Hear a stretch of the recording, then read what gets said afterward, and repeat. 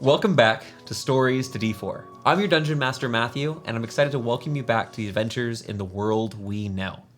We don't have a lot in terms of announcements, so I'm going to bring things out to say hi to our adventurers, catch up a bit before we start our adventure tonight. We have a Clella back. We have Clella back! But we have no Connor. In the spirit of Halloween, there can only be one. We did do a blood sacrifice. Like we got real spooky and witchy, but unfortunately Connor was felled. He took my place in the Shadow Realm temporarily. Someone had to hold my spot.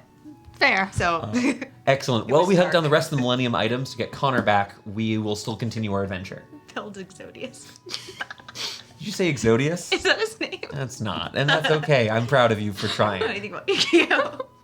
I don't know dank about Ferric. I don't know dank about Ferric. Amanda, Victoria, thank you for coming back. I know that we left you guys in the middle of an event last time. Yes. Yes. I'm excited because you got some impressively vertical challengers coming to fight you this There's next some session. scary things on the battlefield right now. It's a little nerve-wracking here. In a couple of minutes, we'll return to that adventure that we did from last time. But tell me about your week. Did you do anything? Got any nerdy stories from the week that you got? We're going to a tournament tomorrow. We're going to a tournament tomorrow. We are. We're doing another Legion tournament. That's going to be fun. Heading up to Waco, repping Game Closet, back where I used to play in college. It's great. Totally didn't forget that was this weekend. Oops. What about you, Amanda? It doesn't have to be D&D. It can be anything in particular. Alex and I started watching Clone Wars. Ooh, it's a Star Wars-y week. I love it. Every week's a Star Wars week. Every week has been a Star Wars week in the personal lives of the Defiant Smiles. Gosh, for months now almost. Yeah, it's been a minute. I'm enjoying it. Hopefully you guys back at home will be enjoying some more Star Wars content from yours truly as we're working on the editing process over for our Star Wars 5e podcast. So keep an eye out for that. We have no crit corner. We have no Connor's crit corner because Connor himself, again, is in the Shadow Realm. But we'll be seeing him next week if nothing goes wrong.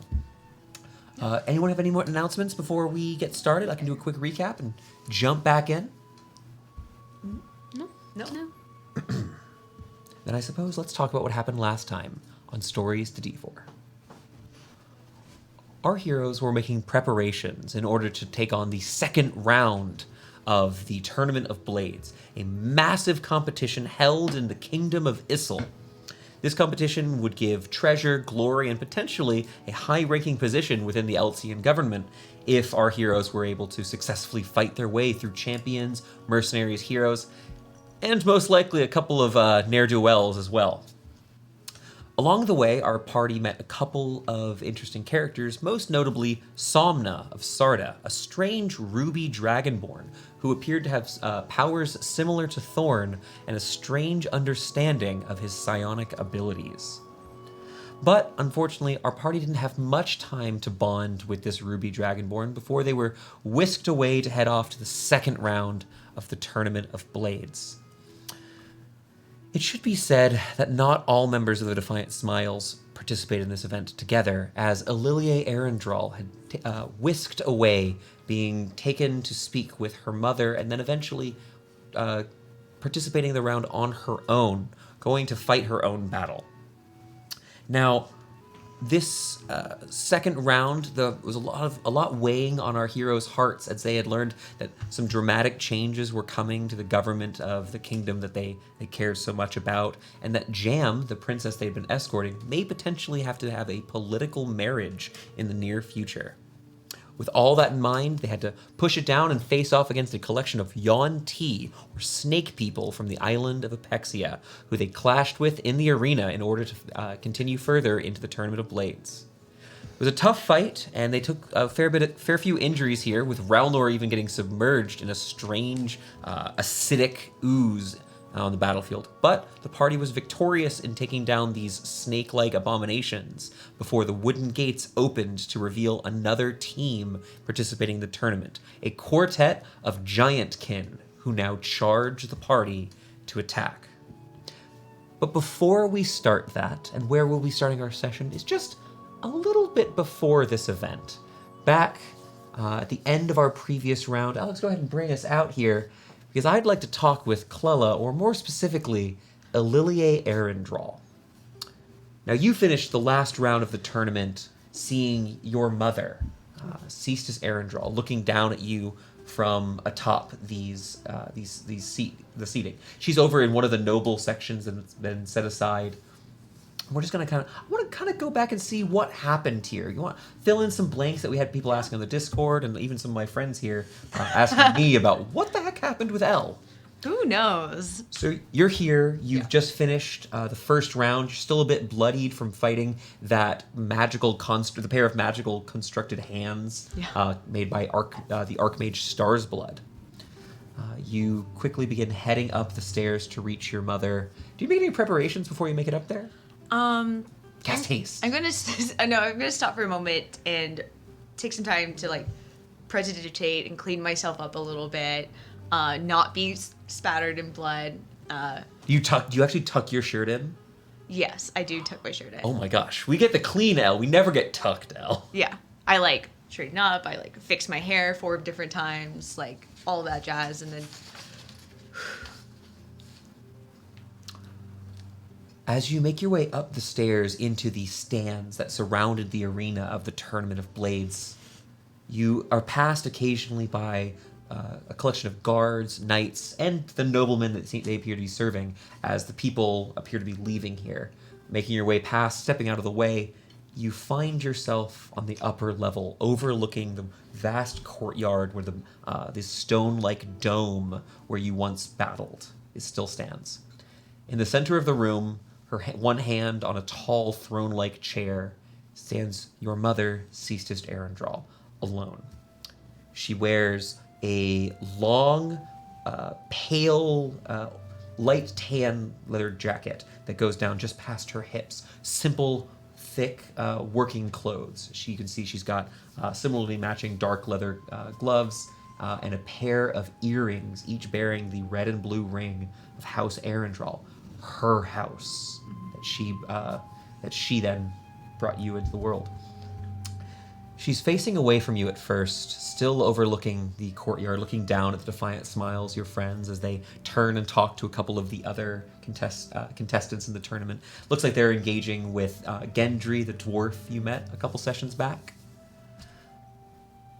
She sighs and turns to face you, a half-elven woman, bright green eyes, and oddly familiar features, quite similar to you. I couldn't miss the tournament. Never have. We'll try never will, I guess. No, you did not miss the tournament. Come here. I'll approach. As she begins, as you approach, she leans closer. She's probably about an inch or so taller than you. Your other one is shorter. And she looks closer at your eyes. How is your vision? Fine. Any numbness in your fingers or toes after the event with the anti-magic field? Are those symptoms a magical construct should be worried about? I know about the rock, unfortunately. You're not a construct, Elle. You're my blood. You're Delilah's blood. But you have to be careful. What everyone saw here was a weakness, a thing you must take care about, or you could be lost. It would have been nice to know, perhaps before, running away to go on an adventure. It's not exactly the first time I've encountered anti-magic. Probably won't be the last. No, it probably won't. But you have Ismini with you, and there is a lot of safety having a Callister around. Now, you must forgive a mother her doting. My little runaway, any strange tastes? No adverse reactions? All of your senses feel fine? Yeah, I've been perfectly fine. Except for... there's been these weird memories. And I just assume that I assume whoever's soul I have, I'm experiencing their memories and else, and I don't know why. And it's very confusing. She gestures over to the chair next to her, the large kind of throne-like construct, and taps it a few times, beckoning for you to sit. Yeah, I'll sit down.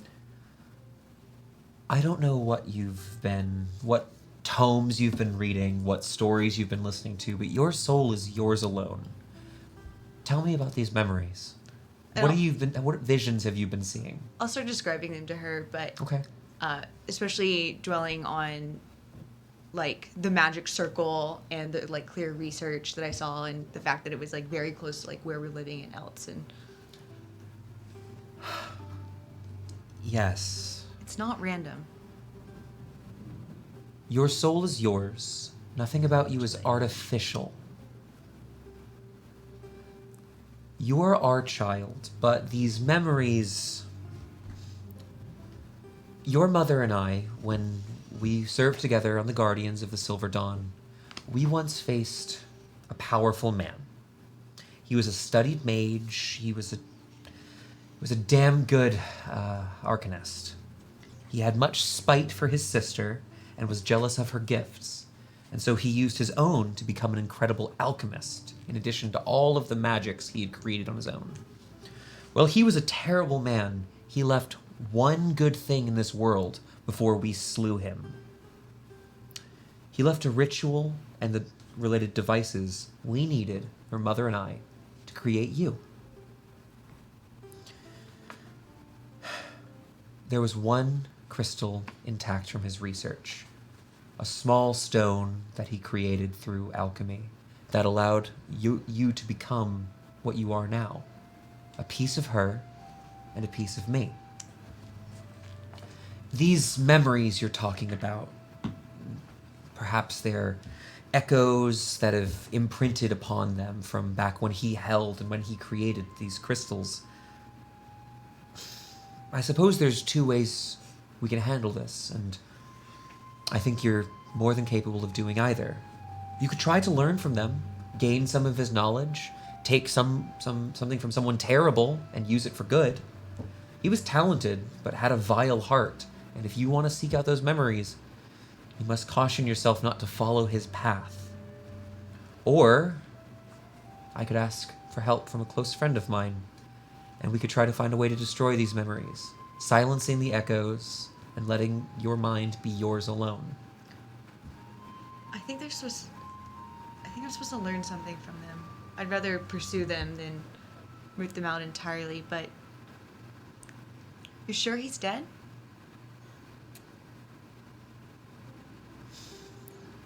There is little I'm more certain of that the Crimson Witch can completely obliterate.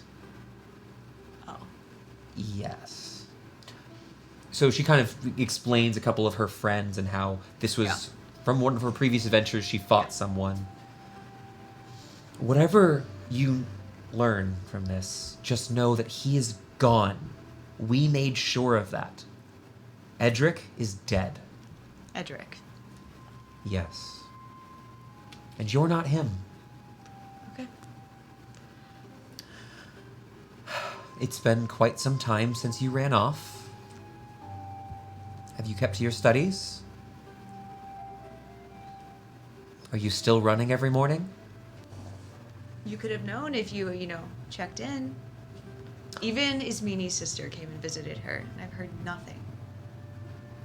You realize your mother like kind of leans back. Like I know y'all are busy. I know. We weren't busy. But, I fought against Delilah. I argued about this for what felt like days. I believed we should come down to Elts and retrieve you, but she had mentioned that if you ran away once to go on an adventure, us coming up and whisking you away would have done nothing, as you would have slipped out of our fingers again. This was only Plan 11, And so... when I found out that Shasta had sent his meanie with you, then you were safe. What? She looks at you with a bit of confusion. What? The House of Summer issued you your Callister attendant. So Shasta gave me Amakir, and I didn't realize it was Shasta. And Ismini has been lying to me for months. Cool. Great. Awesome. Come here. She opens her arms, tries to pull you out of the chair and pull you into a hug.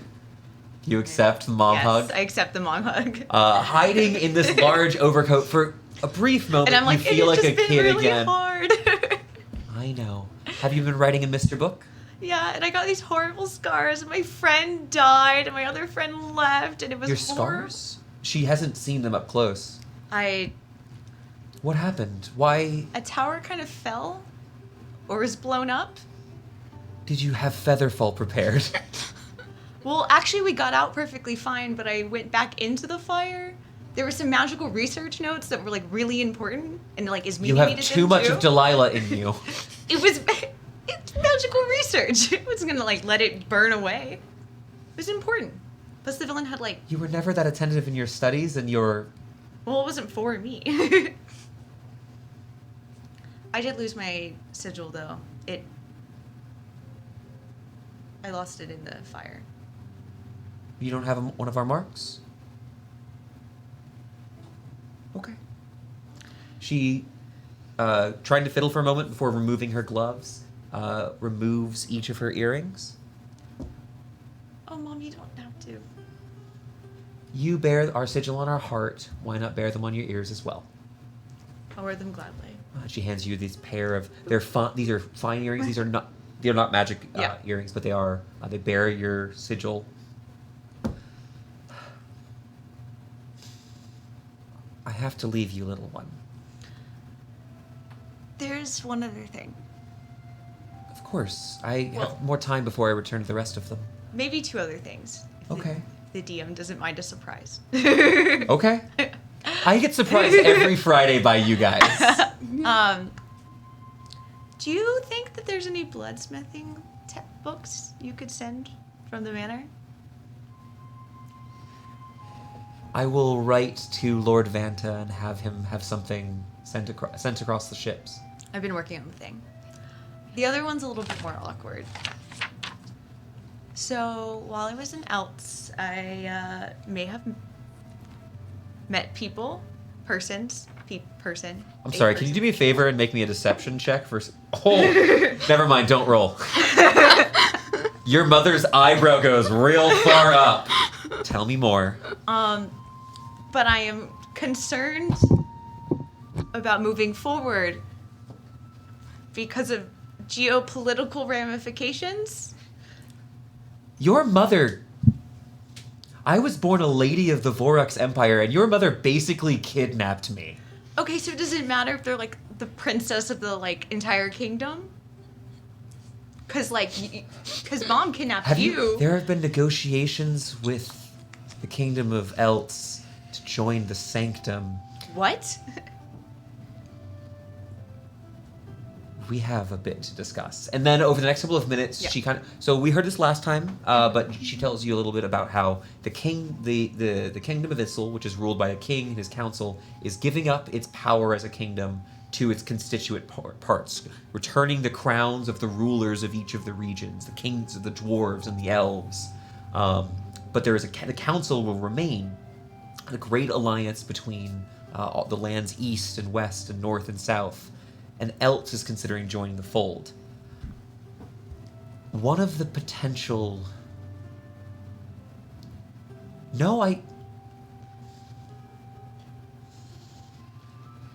Admittedly, your mother, Delilah, would tell you do it and would have already asked for you to introduce her. I think something that might be useful for you to consider is that you would already be on the list of considerable options. We've never written out any option for your betrothal, but your mother and I set aside a dowry for you more than a decade ago. I didn't think I would qualify. Could you please... You're a lady of summer. Yeah, but I guess the Chalcedonian Kingdom will be back. With your position in the line of succession, you would be a more than an appropriate match for... I've been trying very hard to think about that number. I think you'll grow up to have loyalties in many places. Not contrary, but it's not wrong to be sworn to the kingdom of Chalcedonia and to the kingdom of Elves. We're hoping to foster alliances and friendships. And there's more than one way to do that. So that sounds like go for it, is what I'm getting. Do you want to? Maybe. I think that's what matters the most. Okay. Then my friends can finally stop making fun of me for dragging my feet. Why are you in the Tournament of Blades, Ililie? Because I've always wanted to be in the Tournament of Blades. And because if You're more mature than that. There's a reason. Because whenever Chalcedonia is restored, they'll need a blade. And because the way of getting stronger is to push yourself. Very well. One of my oldest companions, Freygar, helped construct this next round. I believe you should step away from the smiles for it and face the challenges there. Time to prove myself? If you fail, then you'll come back in 5 years. And if you succeed, rejoin your friends, celebrate, drink. If you manage to make it through the third round, there's going to be a festival for the champions, a feast for those who've made it that far. Okay.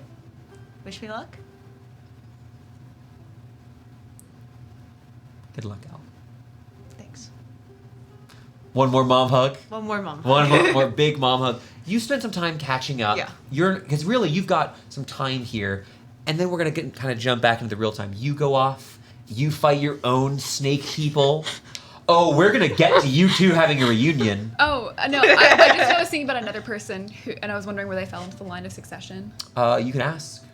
Balin. Thalen is... I asked. So, we're gonna go a quick aside.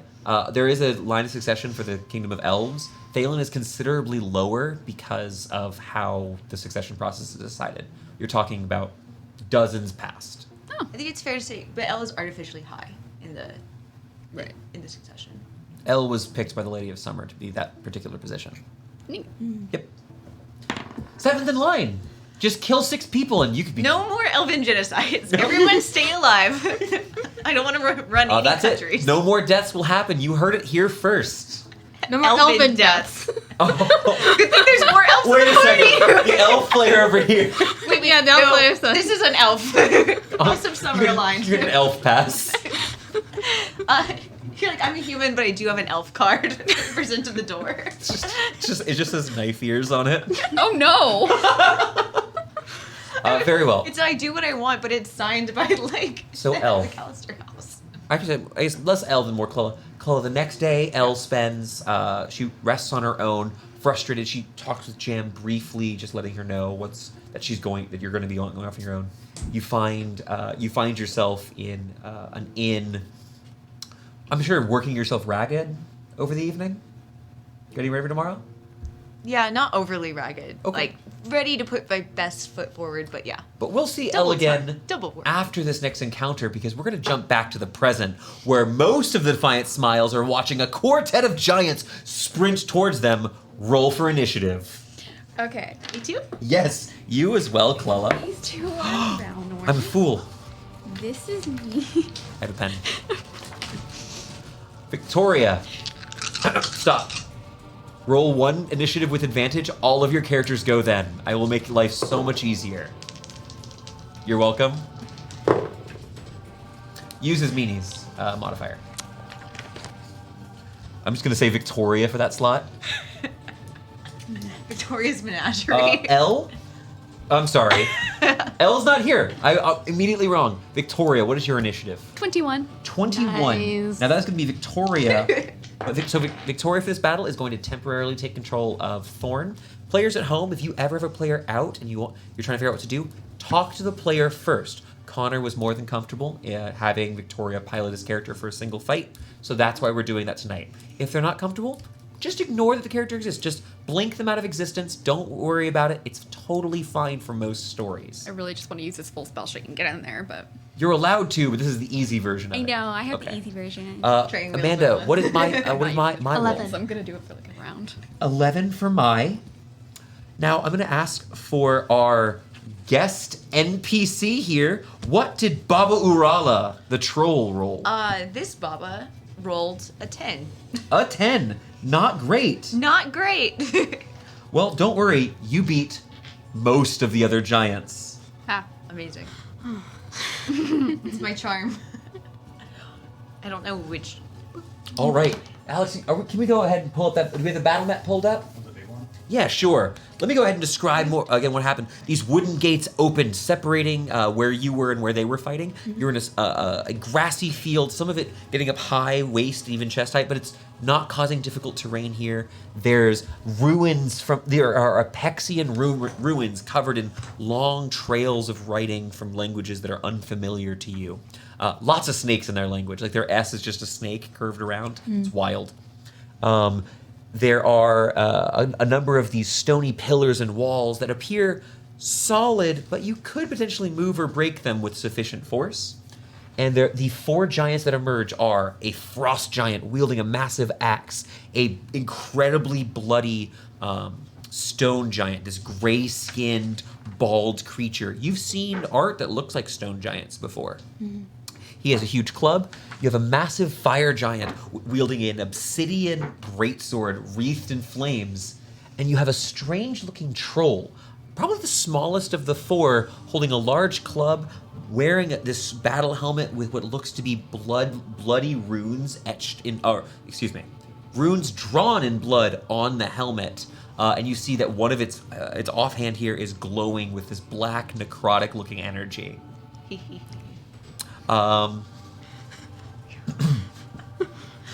That's Claw. Hi. Hi. I feel like we've been here before. It didn't go well. Remember the last time we did this?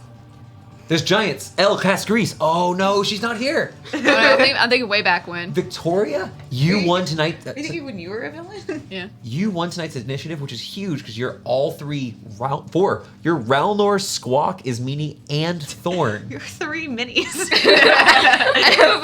have, you include Squawk, there's 4. And as a quick reminder, I just want to make sure everyone last time did get a couple of rounds worth of healing Yes. and Yes. buff casting if they wanted. Yes. Just didn't do his. Okay.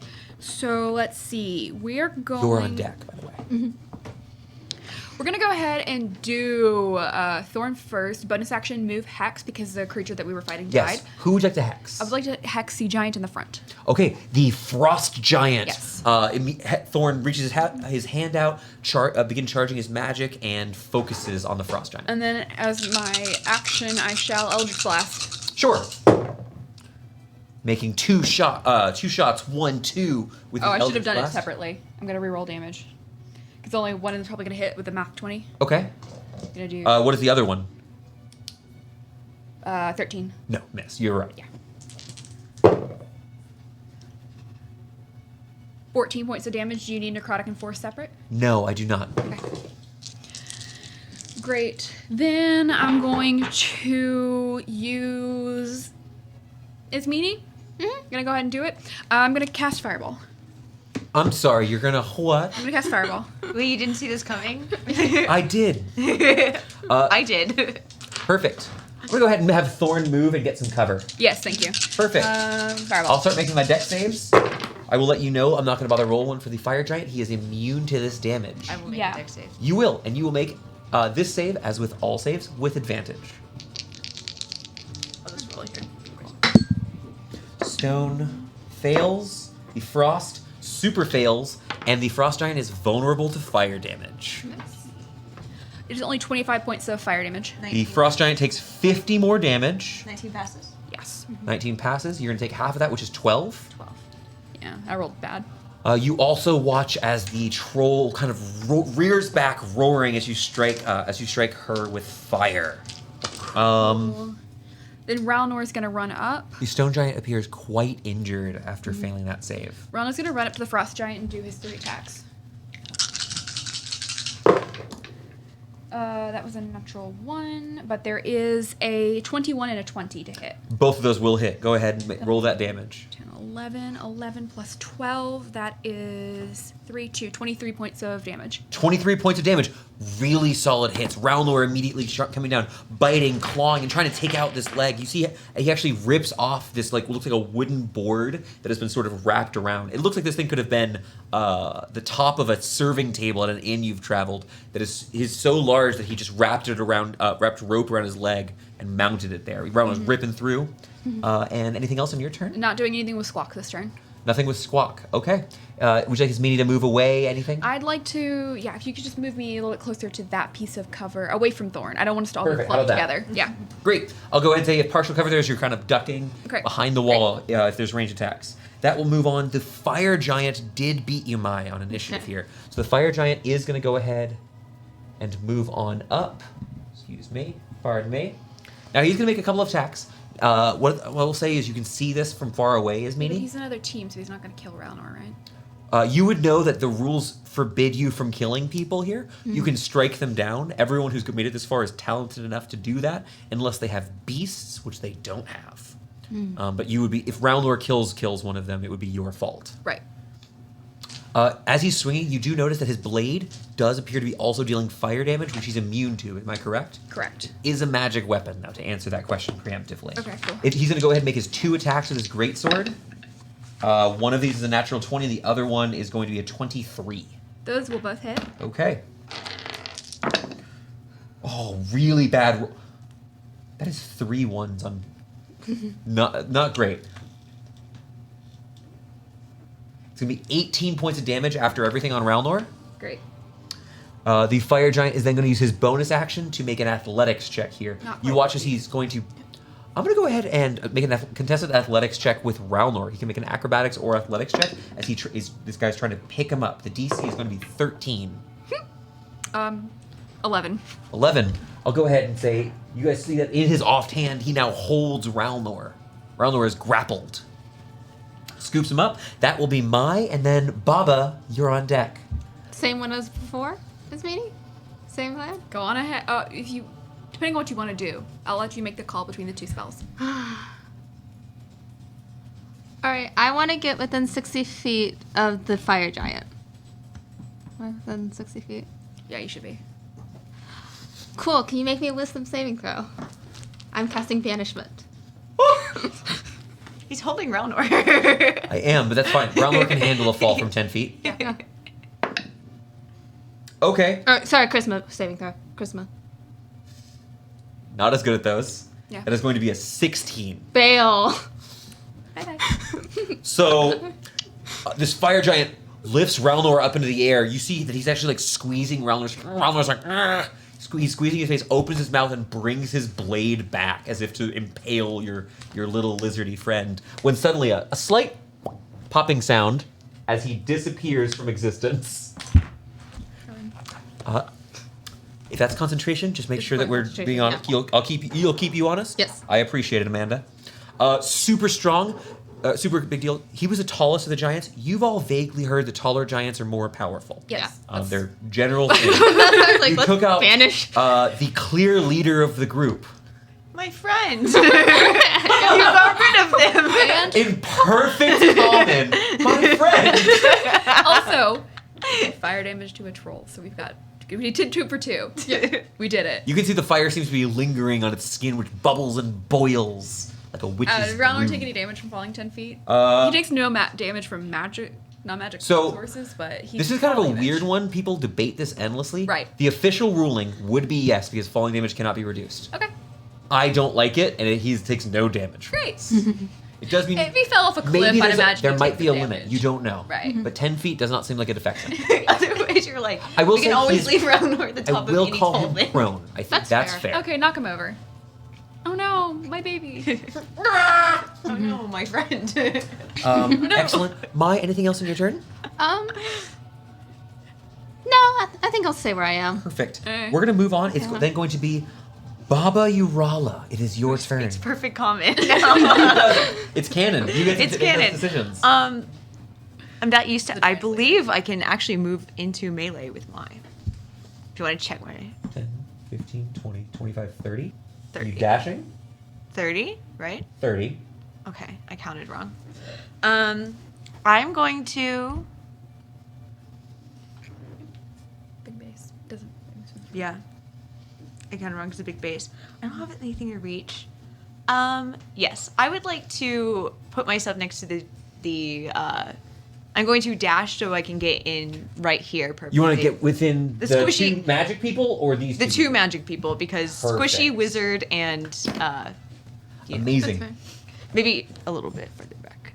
There. Yep. And just letting you know, you are in a threatened space. Yes. 10-foot reach at least. Yes. At least. At least. Although this person's only stands about 12 feet tall, you would guess, even with the long weapons, probably not much bigger than 10 feet. In I'm terms gonna of wiggle Mean. my little fingers. My You first wa- finger. Ooh, as the fingers wiggle, you watch as spectral, like gray-black energy just dissipates around. It's like it's strange floating mist around your hand. You caught me on a good day. Got less magic than normal. I'm not liking this.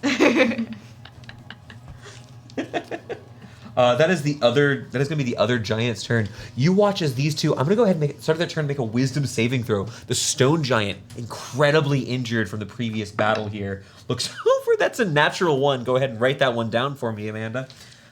You watch as he looks 2, 1 for Ralnor. kind of absolutely baffled.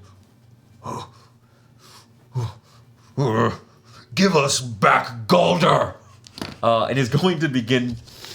I think he's going to move, and this one, however, because he failed, he is going to go ahead and take the dodge action, not the dash action. Okay. So you watch as he moves up here, getting close to Ralnor, but just stepping over him.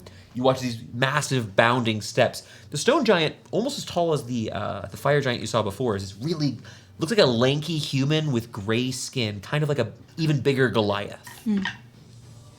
But that was his turn. We do still have this one, however, who is going to take a step forward, make his 2 swings on Ralnor. Are you immune to cold damage? No. Misses the first swing. It's advantage because you are prone, just in case you were Yes. curious. This is going to be a 19 to hit. Matches. Matches, so- We're getting kind of low here, so I'm gonna pop my ward over. Ooh, is there Within is it- 30 feet? You're not within 30 feet, I don't believe.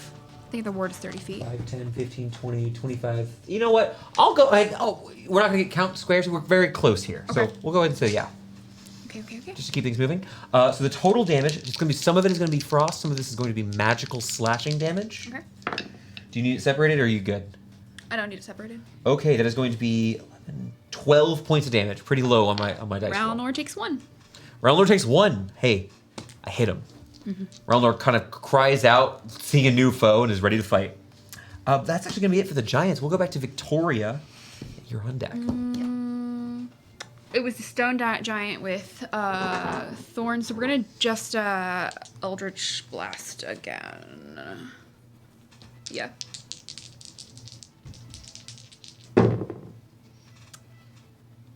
The low one is a. See the stone giant wearing these thick leathers that are just kind of hung over. They're like, they're dried out animal furs are just over his body. The low is a 17. Both of those will hit then.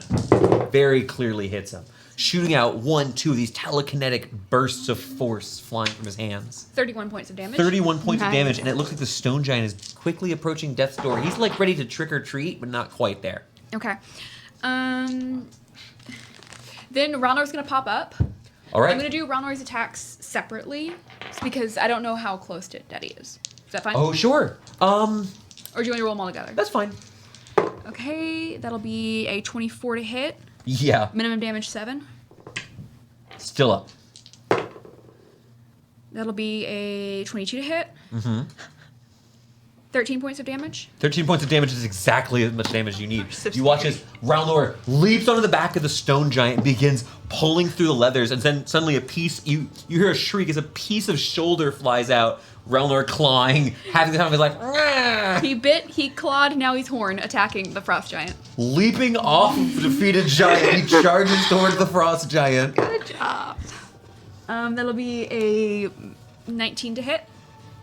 19 is going to be a hit. However, you watch as Ralnor strikes against him. There is this white mist, which you realize is almost like a blizzard, like a wind and ice coming back at him. You're still not immune to cold damage, is that correct? That is correct. Ralnor will take 7 points of cold damage as he And strikes the reminder, frost Ralnor giant. is, just in case, Ralnor is a magical weapon, and it will be 16 points of damage. 6 points of damage, and that frost giant's looking pretty hurt. Great. And how much does Ralnor take? You took 7, I think what I said. 7. Ralnor is close to It's bloody. like a shark. He's a good boy. Like Is Meanie. Meanie. I am not touching somebody, but I'm in their threat range. Does that mean that I'm engaged in melee with them? In terms of, do you have disadvantage on attack rolls? Yes. Yes. Because what's happening is basically the flavor of this is that the troll is constantly swinging her staff or her club. It's not really one attack roll. Mm-hmm. So you're like constantly bobbing and weaving because you're engaged. I'm going to take a step. Would you like to use your reaction? I would like to use my reaction. Okay. That's with my club. Swing club. Math 20? If I use my reaction to shield, does that count as a spell cast on my turn? So the specific rule that you're worried about does not apply to this unless you're trying to do any amount of bonus action spellcasting. You can use an action and a reaction the same turn. You can't use a bonus action and a reaction. It's a strange thing because of the way the rules are worked. I'm gonna shield it and not, because I'll be at 21. And if you're curious about that, the specific rule in question is if you cast a spell with a casting time of a bonus action, you may not cast any other spells Stitch me except cantrips with a casting at time away. of one action. This way or this way? towards you, towards your body. Perfect. Your human physical form. Do you guys that like would mind still- moving this that way so would- we can stay on camera? Oh, okay. Is that okay? Great. Move me over there. Perfect. Wonderful. I was like, It's like, sorry, you guys are leaving the battlefield. Great. Bonus action. I'm moving my hex from the defeated Stone enemy giant? to the Troll. to the troll. I thought your hex was on the fire giant. No. Oh, I didn't move my hex. okay. Connor moved his hex to the Gotcha. stone giant. No, cool. So giant's gone. I'm moving my hex from last fight. I'll do the frost giant actually, probably just get the frost giant out. Okay. And then we're like that. This is like y'all are like, we'll just clean this up. then real we're quick. gonna scorching ray the frost giant.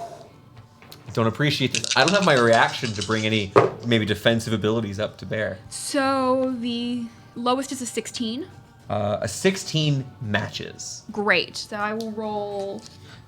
I'll take a lot of damage. Yeah, 3 of these. There's gonna be necrotic and fire. Need them separate? I need the fire separate, yes. It's vulnerable to fire. Great. The glittery dice are gonna be the necrotic damage. Oops. Put that back in there. Glitter! It's what kills you. Okay, so necrotic damage total is gonna be 14. 14, not bad. I don't hate that. I can take 14s all day. Forget about it. That's all, right? That's all. I don't have to worry about anything else. What do you think, Amanda? 15 points of fire damage. I'll take 30 more damage, and he is bloodied. Wonderful. Big hits. You watch as Baba. You watch as your friend Rymax gets struck in the chest multiple times. Boom, boom, boom by these bolts of flame, and you know he's in danger. You like walked to the door and y'all squared up and we're like, fire magic, sure, They're whatever. tiny little umis. Like, who cares? They're itty bitty squishies. That one's an elf. They're full of fire. They are full Oh of fire. no, they're made of your weakness. You're full of fire. And I did not get hit by that attack, so Hex is still up. That's totally fine. All right, beautiful. That's my 3.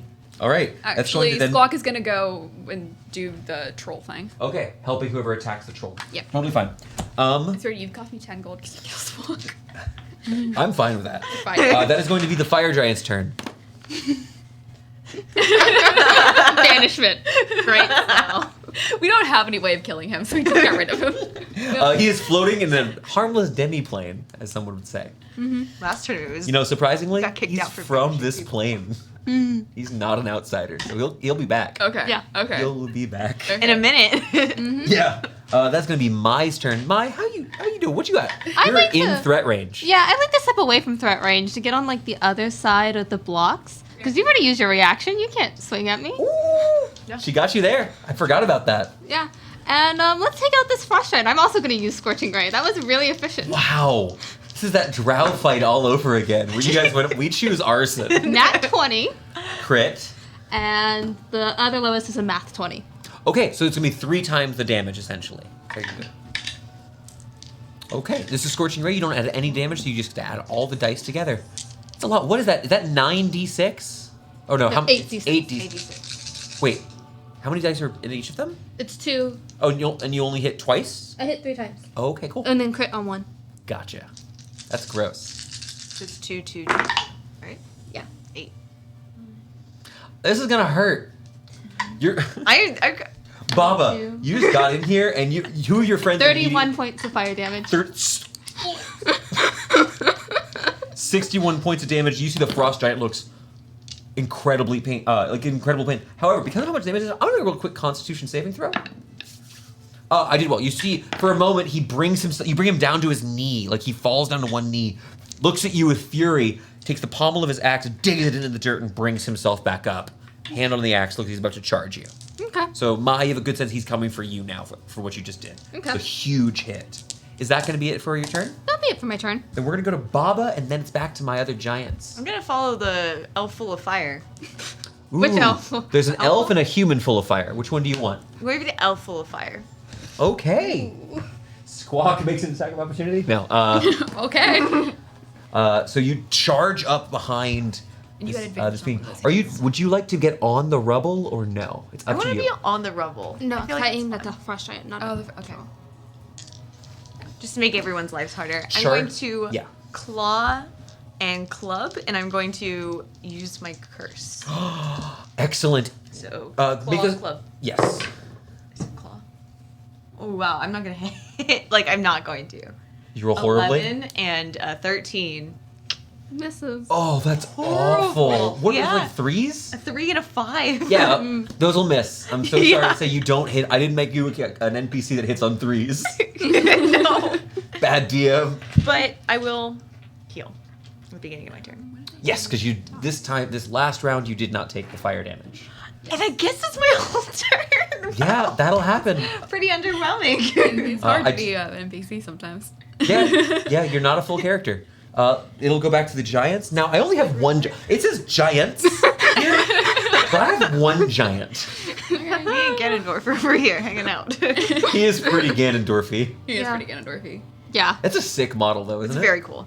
So he's going to take an attack of opportunity from Rowlor, and he's going to go over towards our dear Mai. We chomp. He chomp. 18 to hit? 18. Did you roll with advantage there? No. Oh, okay. I rolled the damage Oh, you rolled die. damage. Thank you. 18 to hit does hit the frost giant, and he's so hurt that you.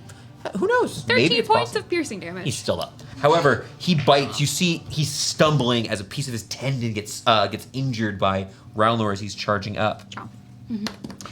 The frost giant comes closer now with the back of the troll. He's got a good chance of getting you. Raises up his axe, probably the rhyme axe he's named after, Warding flare. and you cancel out his advantage on that. Is it for the first attack or all my attacks? I I believe think it's the it's first just one the first. only. So this is a flat roll for the first one. Ooh, Amanda. 17 is a miss, isn't it? Yep. Okay, and then he's gonna make one more attack. I think I got you here. It's gonna be a 22. That hits. Okay. Two things are gonna happen here. I gotta make a con save. Gotta make a con save, and I'm also gonna need you to make me an athletics check as he tries to grab you with his bonus Okay, action. I'm gonna do the athletics check first. Okay. Ha! Nat 1. Good thing I did that first. I roll nat 2, but I have you beat. So a couple things are gonna happen. He stabs down with the axe. The axe is going to deal. You're not resistant to cold damage? Nope. Okay, in case you're curious, it's going to be 13 points of slashing damage and 6 points of cold damage. So 19 total. 19 total, and he's going to pick you up. I do apologize. I should have mentioned that the model is inaccurate here. He does not have a shield on. Okay. That's just my bad. So what do I need to roll for this con save? Con save is based on your damage. It's half the damage you took, or 10, whichever is higher. 10. Nat 20. That's 20. You're fine. You're Gucci. Honestly, somewhere in a distant demi-plane, the fire giant falls asleep. I'm gonna The need banishment spell is pumping. Banishment spell was a good idea. That was actually really good. In fact, I think, and this, can I call it a bottle cap shared? Is that fine? Sure. Of a props to, I don't know who suggested it. I know you cast it. Great job with the banishment. Well, Amanda, mad Yeah. props. I asked first if happened? Victoria had it prepared or not, and I was like, Yeah. I do. Oh, sweet. I meant to, but then I took a wall of fire. Really strong here. Wall of Yeah. fire also would have worked just fine here. Yeah. Stop him So from walking through. excellent. You now the only thing you've missed, Clella, is that the frost giant hit and then picked up our dear Mai. You can still consider it flanking as long as you use basically that. She is still in this space. Oh, you can still roll with advantage against her while I'm holding her. That'll be Victoria. All right. first things first, Raunor is gonna come up and bite everything on the frost giant. See if you can do it. There's a damage die missing. AC is 16 as a quick reminder. So that one won't hit, but 2 hits. So the 12 plus 1 is 13. 12 plus 12 is 24. 25 points of damage. 25 points of damage. He is on death's door. Great. You guys are a little stronger than your last fight. I'm going to send... We're going to cast a 4th level Scorching Ray, which is 5 rays. 3 of them are going to go at the Frost Giant, who has Hex on him, and 2 of them are going to go at the Troll. Would you... I would like to use my reaction. You have acted since the last time. Yes, what would you like to do with your reaction? Seeing magic out of the corner of my eye, I turn towards the human wizard and go, no. And your spell fades. She's going to begin casting a spell as a reaction. You would, because you know the spell, I'm not going to make you roll identification. She's casting Counterspell. You get a counterspell, my counterspell. Hell yeah! What level Counterspell are you casting, Ismini? 4th level. It is not immediately dispelling the Counterspell. 19.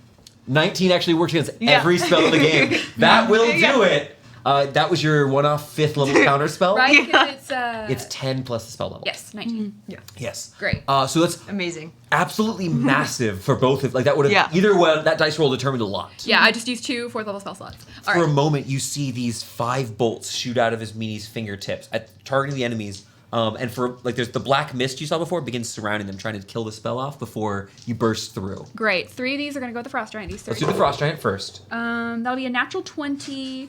Okay. That was where my hex was. So Right. I can do math. right, a natural 20, a 15. I have 9 health left in case you guys are Okay, curious. cool. Well, Yeah, great. I was dead. at death's door. These 2 very, very on dead. the troll. Cool. That'll be a 23 and a 21. Yeah, those will hit. Yeah. 3, 4. That'll be Lola, you're in for a bad time in just a moment I'm here. in danger. 18 points of fire damage. 18? Yeah, and with my bonus action now, I'm going to move my hex over to the troll. And then with Laurentius, Yes. I'm going to take a step back No AOO. because the reaction Yeah. was used. Great. And I'm going to Eldritch Blast because it's fun. Cool. That's fine. No, bonus action, move my hex, then Eldritch Blast. You're filled with hexes. You feel the loss of your familiar from earlier in the day. A 17 and a 25. You have your AC. Yeah. You got Yeah, it? this will both. Yeah. Okay. Your AC is not great. 6, 7, 8, 9, 10, 11, How 12. are you looking, by the way, Baba? 13 points of damage. Do you need necrotic and force separate? No. Okay. No damage will ever need to be separated. For the Okay. troll. I made it really easy. Great. That's The number's high. It just I'm not bloodied. all you're not bloodied. Cool. That's all my people. The troll. You watch though as you strike the troll. Well, it seems that the healing has been suppressed. You keep seeing during moments that you haven't been inflicting the damage, wounds sealing up, flesh stitching together like some foul sewing needle is just getting back to work. Do you have anyone else in your army, Victoria, or are you good? Squawk is gonna circle the troll. Yeah, of course. Then let's go to the fire giant. He's gonna be there for what, a minute? Yeah, it's a minute. That will be my. All right, you I'm want? gonna take a few steps back near Raunor. And I'm gonna Scorching Ray. So, I don't think you're gonna have to heal again. By the way. You let this party fight a troll before. I have. I know. There's experience. This is a much stronger. there's the first troll. one I get advantage on, right? Yes. All right, so that's a 19 to hit. Super hit. The other 2. Roll 2 19s on the die, so almost 2 crits. Roll the damage. You watch as the last hit seems to have blown out a portion of her portion of her shoulder disappears. As it begins stitching together, you hit right again that weak point. Not great. This troll is having a terrible Y'all, day. they're just throwing magic bullets. Yeah, I'm 14 points of fire damage. getting a real Jaster experience. What did you just say? 14. 14, okay. Not great. You good, Ma? You done? Yeah, I'm good. Baba, it's your turn. Baba, you want to do something this match? Literally anything. Well, who do I want to? Who? I already tried to swing at my miss. That didn't work out. We'll go to the human wizard this time. Great. I used my reaction. It was on my turn. I used my reaction, so it's Yes, fine. it comes back on your the start of the turn is when you get your reaction back. I'm going to club, Okay. club, And trying the thing Club. if you hit. and trying to think if I hit. Warding flare on the claw. Oh, No, on the claw, with the cursed finger. I will warding flare that. okay. So that's roll, disadvantage. roll another die to count as disadvantage for the claw. It wouldn't have hit anyway, because that's a 13 for the claw, and a 23 for the club. Okay, 23 hits. All right. I can't roll very well, unfortunately. No, I'm unfortunately, scared of that claw. you need to roll like a 10 sometime. Take a week off and look what happens to you. So it's gonna be 15 points of damage. 15 points of I damage. feel pathetic. I'm scared of this cursed claw, and I was like, no, that's not happening. You gotta hit to be. I want to mention something. 3, 6. It's because you're missing this guy. Yeah. And He then can pull the fire off of you. Yeah.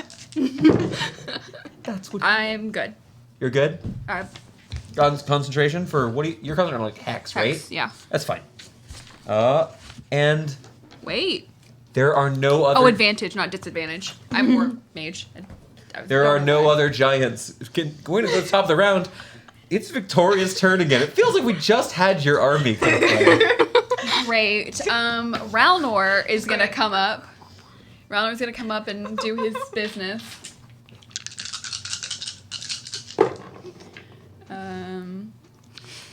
Let's see. The lowest is an 18. Yeah. Okay. Those all hit. Great. Ask them. Yeah. You can ask me. I'm looking off in this direction because I'm just used to it. Yeah. 10 plus 9 is 19 plus 5. 24. 24 plus 18. 24. 24. Plus 34. Plus 18. 42. Great. 42 points of damage from Ralnor. 42 minus 25 is 17. I'm minus 25. I'm guessing 125 was your hit points then? Did I get it? I don't know what you're talking about. Oh, cool. I don't think about Varric. Leave me alone. I don't know think about Ferret if you either. can move Ralnor up. Cool. Yes. I guess Ralnor had advantage on one of those, but whatever. Whatever. We'll do Are you? You want to Eldritch some blast again? little Eldritch some blasts. I'll give Thorn is going ham. I'll give Thorn advantage. Why not? All this happened at once. You can pick which one. That's Great. I don't think a 13 hits. No, 13 does not hit. Okay, great. So the fine. You parry one of the Eldritch the blasts. 27 will hit. And then get hit squarely in the face. He's a club like a baseball bat. 2 hit, right? One hit. The other one was the 13. It shouldn't hit. Yeah. 11 points of damage. All right. I'm next to you, and I don't want to be. So I'm gonna take a step. Where do you want to go? I'm gonna just run towards you, Would but like off towards that Would treasure you chest. like to use your reaction? I would Make like a to claw use- attack. I would like to use my reaction. Something has to. As you do that, No. I'm gonna use a book charge to pop 10 further feet away. So I'll be 15 And feet if away. you so here's how this works. As you begin swinging down, as an attack would hit, is Meanie is going to use her reaction in order to teleport. Are you outside of the range of the attack when you are 15 here? feet away? Yeah. Yeah. I'm so sorry. I don't think it would have hit either. Like I rolled a 10 on the die. Well, I don't get to know that before. I think, okay, you have like a plus 8 right now, Yeah. which is you're not crazy, but your attacks are nuts if they hit. I'm running out of fire damage that I can do, so I'm gonna. gun is getting empty. I'm gonna do ice knife. I'll have to use my other magic guns I brought. I'm gonna do ice knife. Oh wait, that's gonna hit Ralnor. Do it. I don't want to hit Ralnor. Oh wait, I'm gonna do chill touch. It's a spell attack. I've never felt bad for our enemies before. You That'll be a 28 to hit. You feel a horrible chill run over you as your regeneration stops. Yeah. Right, I forgot that I get to do cantrip to do that, and a d6 because of Hex. 15 points of damage. Great, and you can't heal. I forgot I could do that with a cantrip. It's just the fire giant once more, still in a harmless demiplane, floating. I wish I was an harmless. No one. So It would have been way mean if we would have banished a, you. a magical observer oh my gosh, that would have sucked. It would have been like, we don't want you here. Far, far away in a harmless demiplane, a fire giant mutters in his sleep, "Bunny rabbits."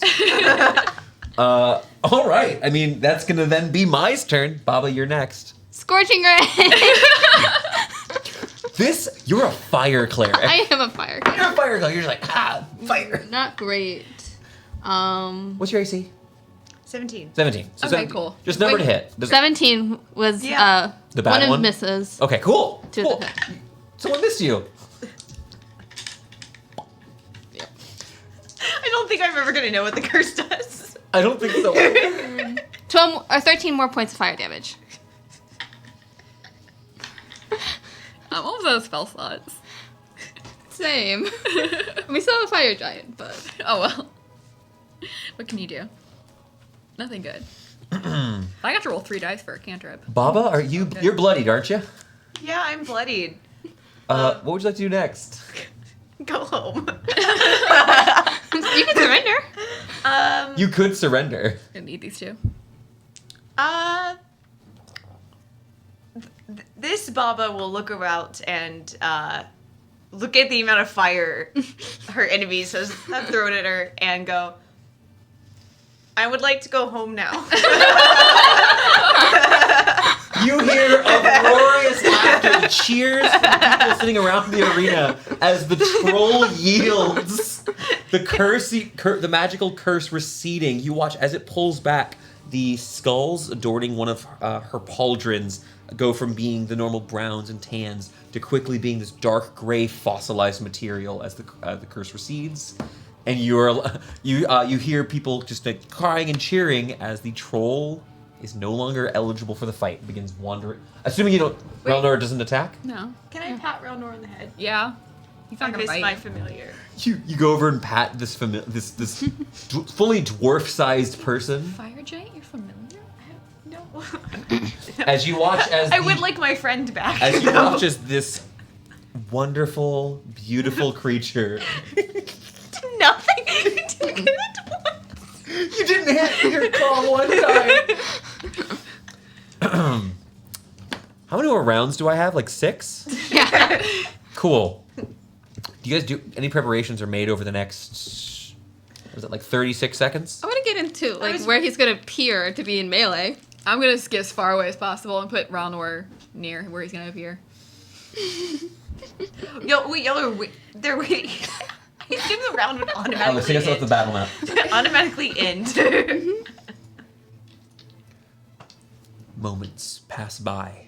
A bead of sweat rolls down the side of your cheek, knowing this incredible, powerful creature shall soon return.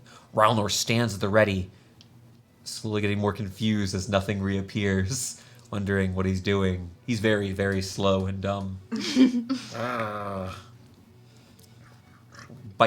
Chews on his leg a little bit. Off in the distance, you hear more cheers as other competitors complete their round of combat. And finally, the spell breaks. You watch as emerging from a rend in space, the fire giant, probably about 5 feet above the ground, lands, crushing some of the temple beneath his feet. As he stands there looking around, he turns and sees a frost giant and a stone giant, fully unconscious on the ground. The troll off in the distance. I'm going to make a wisdom saving throw. You know what? Can you make me a wisdom saving throw? My wisdom is 2 better than yours. Okay, with how I'm rolling, let's see. I do have advantage on this save, by the way. You see it roll off a natural 20. I did see it roll up in that. You do have advantage on this because I have advantage on wisdom saving throws. 2 better than me? I want to know... 15. I was going to ask who had the higher spell save DC. Seeing his comrades defeated, looking around. Oh, nuts. Tosses his sword to the side. I yield, damn it. Okay. Same thing that happened last year. Last year. Last time, excuse me. He begins. As things go calm, you hear the crowd freak out. The fire giant, the flames dismissed from his blade, kind of smirking, knowing the battle is over. What happened? The battle now over as the again, crowd's kind of freaking out, but you can see that you're being kind of ushered off to the side as more people are going to come on in. Yep. The fire giant kind of stepping along to the side of you. We used a lot of fire. We used a lot of fire. They used a lot of fire. That's the best strategy against Really? my kin. It's how I got to be the grandest. That's why we made you leave for a little while. I banished you immediately, so you They couldn't kill admitted us. to take out even one of you. I think I could have had it. Probably. Every time. Did that Baba not even curse one of you? Nope. Not one. That's... This is coming out of your paycheck. You know that. Get back to the showers. Okay. As your temporary character is reamed by her apparent boss, we're going to go ahead and kind of jump a little bit ahead here as you guys are able to take a break. You were taken to the side to actually rest. Some of the healers here come and make sure all of your wounds are tended to. They have, there is actually a pair of shepherds, these druids who've been brought in order to protect the wildlife and the beasts who fight here. So Rowler receives some magical healing as well. Nice. You guys, anyone who wants can have a short rest here, but don't worry too much about stats because you're going to have a long rest before anything big happens once more. Cool. Sweet. The next couple of hours, you are able to go up after probably about an hour of rest, go up and watch some of the other competitors who are going through before. And as you're sitting here in the stands, someone walks up from the side, familiar face. Ililia Arendral, having finished her portion of the competition, Did I win? returns to the smiles. Yo. Yeah. Hey, Hi. We got it. we won. How'd you do? All right. Fine. Ah. Raunor. Thorn asks how you liked fighting the snake people. Sneeple? Yeah. They were Sneeple. Sneeple be Sneeple. Did y'all... My mom was here. It was weird. Did y'all also have a crazy last, day? Last 24 hours? Yeah. I mean, there was a big dinosaur we had to just fight, and then a bunch of giants. And a bunch so of giants. And, yeah, we got some stuff to talk about. Probably not in the stands, Yeah, maybe not in the stands, perhaps. Oh, excuse me. Please, free. It's free sausage rolls for all of you. Congratulations on your victories. Thank you. meat on a stick. I can't remember. Tonzo's The stand is vegetarian. No, you've been eating Tonzo's meat. best rolls in all of the city. Come by sometime. Sounds good. My non-vegetarian character will eat this. You played non-vegetarian characters. Do you know how much bacon you ate last campaign?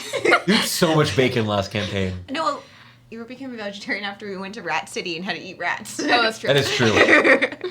But before Rat City, you ate Before Rat City. You don't have to play who you are. You don't have to, but you can. But if you have to go to Rat City. But so as you're sitting here, that first person Tonzo is just the first of many as a bunch of people are coming over and offering you little trinkets. At one point, there's someone who comes over with these. It almost at first just looks like reams of cloth before you realize that these are just these are light traveling cloaks of different colors, and just are offering you these little pieces. A woman comes by asking, please, we have these that match your eye colors. They would be beautiful on you. And just they're offering these gifts to each of you. Wear them on the battlefield. Show the pride of the Runehold. sponsorship patches on all of them. There is one person who comes by. One of these Dragonborns. You're catching up with Elle, kind of seeing what's going on. There's a Dragonborn woman here. She's got blue scales with sort of these small spikes that almost look like they're forged of metal, like brass or bronze, perhaps. Excuse me. Hello. Hi. Hi. I must admit, I saw I saw the work that you all did on the battlefield, and it was quite impressive. And I was I couldn't help but notice that while you all bear such incredible magical equipment that you, my dear cleric, seem to be lacking in the fine gauntletry department. And I thought, by perchance, that I could interest you in some Metelli Steelrite gauntlets. No charge, of course, though I would be lying if I said I wouldn't love to have you wear it, on the battlefield. She opens this box showing these scale gauntlets. They go up a little bit past halfway on your forearm. They would work with your armor. They don't appear magical, but are quite well made. The pale silver tone matching the armor as it goes up further in your arm, and you can't help but notice that the glove underneath has a sort of lilac and cerulean tone, just like your goddess's colors. It's clearly been intentional in their selection. There's no reason for distrust. I'm only simply wishing to help promote my family's shop. It's been very challenging. May the moon's mother's blessings be with you. I will take it. Yes, moons and suns and stars above. All of that would be most great if you would wear these gauntlets. Again, that was the Metellis. The Metellis who should... If depending on how things go this year, maybe we'll win the bid for next time. The bid? All of the vendors, from the smiths and the brewers to the butchers to the carpenters, those who are here at the tournament had to. So we had a little couple of competitions and bid off to see who could sell to the heroes here. So I can't take coin for these, but if you would wear them and if you like them, maybe even tell of the armor that you wore when you did such great championing. Can I take a look over and tell how fine the smithing is? Sure. I would like you to make me an intelligence smith tools check. So it's going to be into its proficiency. Okay. It's your knowledge of smithing. 12. I need different dice. Yo, wait. I got you. Sure. Here you go. Thank you. All right. So with a 12, it's above average for a normal person, but it's not that much. There's a You 5 on the die. That's 5. Awful. Yeah. Looking these over, well, you can't tell. You can't immediately tell because they're so different in style to the dwarven work you've been practicing with and the elven work back home. This is a Barbatan glove. Barbata is the land of the Dragonborn. It's very far away. There's not a lot of people from there. So it looks a little bit atypical. However, looks pretty good. These are masterwork gauntlets. These would be quite expensive to sell. And her doing this, she probably isn't doing much of this if her family's shop isn't that big. This is probably the group she's chosen to try to get a sponsor deal with. Yeah. Those are really... I'll take off my current gloves and put them on. Yeah, before you had leather gloves that protect your hands. You don't feel any loss in mobility, kind of trying them out. They kind of feel really well made for them. You can definitely tell the armor already existed. The glove probably was purchased, the underpieces, for you in particular. They look good. It would be great for my business, and it would be our honor if you would wear them. And if you do like them, the Champion's Feast, if you make it all the way there, if you were to show my gauntlets, my work, it would be great. She's very clearly nervous. You can see there's a little, as she pauses, there's a little chittering as her jaw moves ever so slightly. Of course. Kind of a little fearful. That will be our new goal. Yes. Hopefully we make it there. Excellent. And when you find great victory, we will see you at the next tournament, and there will be even more of our equipment. We'll be at many tournaments to come. Yes. So The Metellis are in your debt. Thank you. we'll look out for the Metelli name. Yeah. Yeah. With that little bit of excitement along the way, you guys had a day. I'm curious how you guys want to spend your day.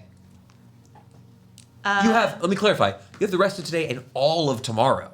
I want to watch some of the fights and gauge in the competition, because clearly we have to go fighting against some of these people. Oh, yeah. So definitely start watching the fights. Oh, something I would be interested to know is, was their fight was it the first time? Was it scaled differently for different groups of people? So, Did I fight you've a watched, lower level thing since I was a single person? very few people are left alone. This event was meant to encourage no one goes alone anymore, because after this point, the next round you were told is only with teams. That's it. Yeah. Because it's the last time that teams will exist. After next round, everything is going to be solo. So you guys could fight each other. As you're watching today, you don't see that the snake people the Sneeple as you would. I've been saying Sneeple and Snurson for years. I'm all for it. It seems that the different there's different aberrations of Yuan-Ti, some with snake arms, some with long serpent-like legs. You see several. The most common of these aberrations you see is actually human legs, but the upper body muscled and human in shape, but covered in scales, a serpent's head holding a scimitar in one and sometimes even both hands. These horrifying creatures. It doesn't look like they are scaled, as you put it. They have scales, but it appears that for the most part, the competition kind of went, if you're by yourself, that's on you. You get no quarter here. Cool. Your friends had an easier time. Your friends ended up having an easier time of it because they had each other. Yeah. You're quite hurt from today's fights. Also, snadies and gentle snakes. Snadies and gentle snakes. I like that. Better than Snentleman for sure. Snentleman is funny though. Snektleman. Snectleman? I don't like that one. We'll workshop it. Now, okay, you said you guys wanted to watch the events. I would say because between all of the sponsors and the excitement, having to heal, you don't see everyone. So I'm curious if there's something in particular you're looking for. Otherwise, I'll go randomly with the people who are left in the tournament. Look out for Rite. Is Rena still in? Yes, Rena is still in. I would let that happen. Boros, the giant who people were... So if you want to see Boros' band, I'd be okay with saying you guys watched a couple of fights with the one that really stuck out from the day. Yeah. You guys would see there is a collection of warriors known as Boros' band. There are 5 people within Boros' band. The first is that half-elf magus you've met, Rena. You also see Boros himself, who looks to be this massive man covered in thick armor from head to toe, just this absolute bulwark of an individual. You actually see that during the battle, Boros does not draw a weapon, but instead is grabbing the snake. I gotta start saying Yuan-Ti. I can't keep saying Sneeple. But you see at one point, he picks up one of those strange multi-headed snakes. The 5-headed multi-headed snakes that you saw before, over his head and throws it through one of the walls. This massive Herculean strength on display. It does remind you a long time ago, looking at his belt that is over his armor, that perhaps his strength is magically augmented. Hard to be sure, but I wanted to give you that because you asked there. There's also a couple more things. You see a cloaked individual wielding 2 different long, thin swords. Maybe rapiers, but it's hard to get to tell from the stands where you're at. That seems to be quite fast. Doesn't appear to be casting spells.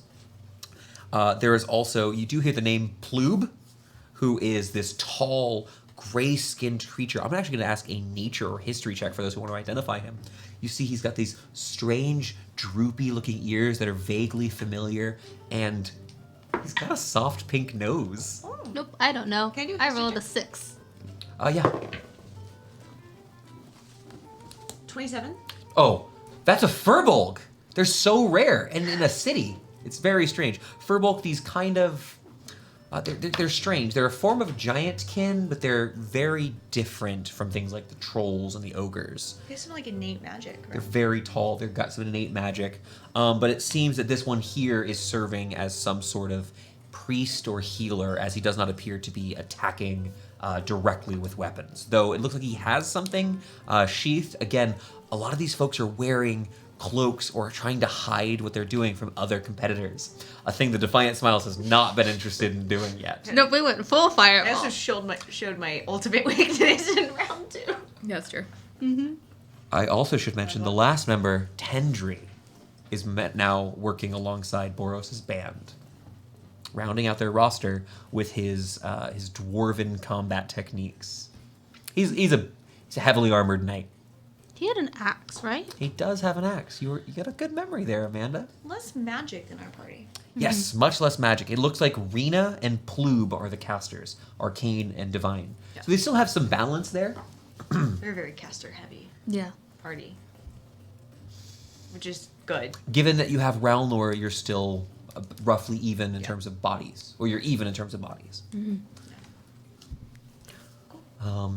But you guys have if you guys want to just say that you stayed here and watched the game, that's fine. In the evening, you can retire and go see Jam again. Now, Elle, you haven't seen Jam since before all the No, craziness. I haven't seen folks in forever. If there's anything else you want to do during the event itself, we can talk about that now, or we can jump ahead to the evening if you'd rather. Jump ahead. Okay.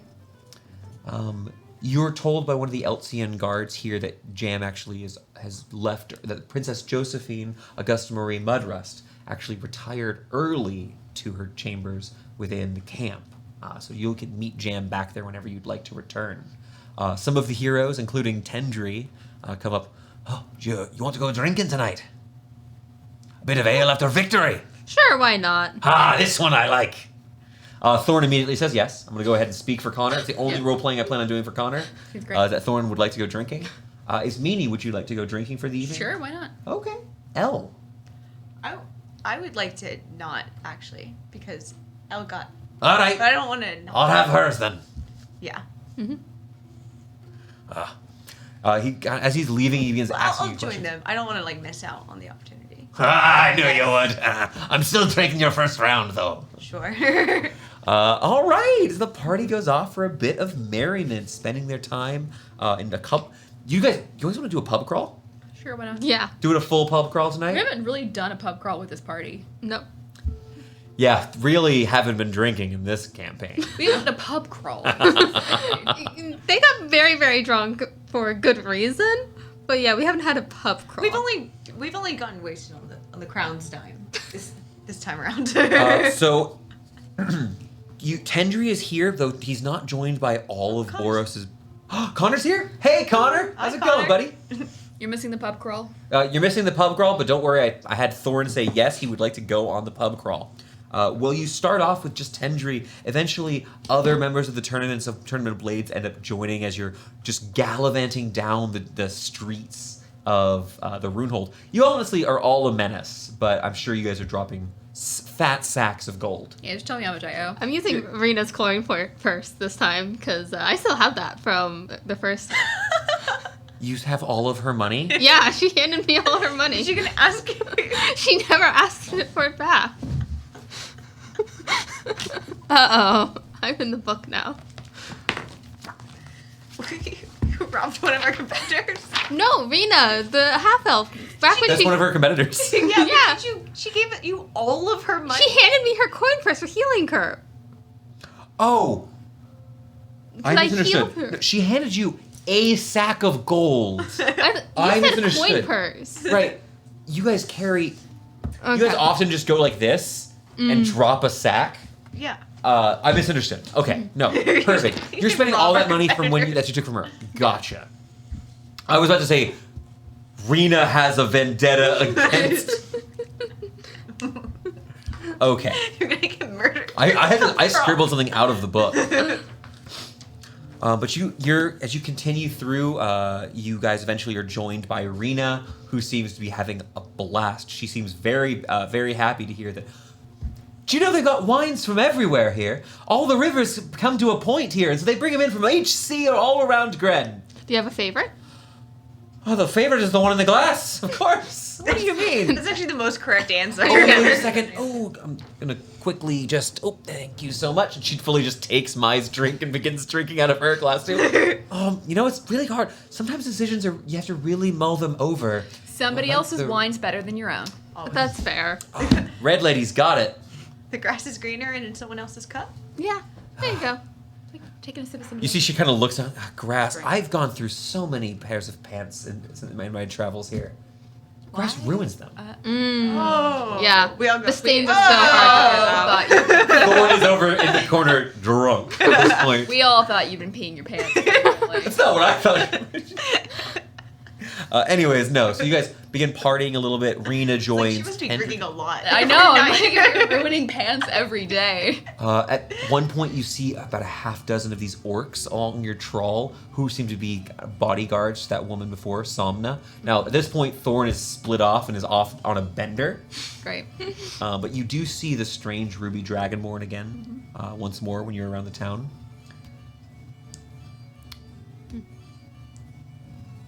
Wait, what? I have a question for you guys. Yeah. While we're all drinking. Yes. Mai, Mm-hmm. I know you joined us shortly after we were on trial publicly. Yeah. And we know part of why you joined, but I'm curious. Why do you want to be a hero? Why adventure? I feel called by the Moon Mother. She's called me to this. That's a good reason.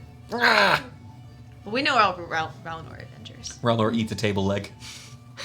Ralnor we should feed him. 4 table legs. Yeah. As you're pushing further along into town, kind of getting to share these stories, you're denied entry to the Babbling Boot. Why? The man outside, this half-orc man, just kind of leaning against the entrance. Sorry, I was told not to let your folk in. What does your folk mean? Well, I reckon, let's see, we got this one. We got one of them moon worshippers. We got, well, this one here's that red wizard. I saw you in action. Scary with the fire. Both of you. Yeah. Skinny little elf with a little toothpick for a weapon. It's not a toothpick. Now, where's the drunk drow? Being Kind of looks drunk. around. Being Ah. drunk, Drunk. Charles. Sorry, but, He wasn't No. drunk earlier, was he? establishment's been booked by folks who don't particularly want you here. I am so curious as to who that might be. Well, I've been paid a lot of money to not share that information. But there's a lot of silver in the world. He said silver. You're right. There's a lot more gold that isn't there. That didn't. You hear people partying. You hear this music inside. People are partying. There's a stamping sound. It sounds like people are like dancing while holding people up in the air. There's a shindig going on. I have to. The babbling boot. Wow, I lost the word there. It's got this little sigil of it's a shoe that's been like torn in the front, and it's got like teeth and a little tongue. It's just talking, telling a story. I have to pull the trig, and I would like to slip off and look for a window. I am just gonna do. Stealth check. And I'm gonna background feature myself into this. Tell me more. We never use background features. I'm willing to listen for this. Oh, what do you have advantage from? My boots. Give Boots, me advantage boots. on stealth. Boots of Elvenkind? Mm-hmm. Yep. Sweet 22. We'll talk. There's this wonderful sentence inside of this. The common folk make every effort to accommodate me and avoid my displeasure.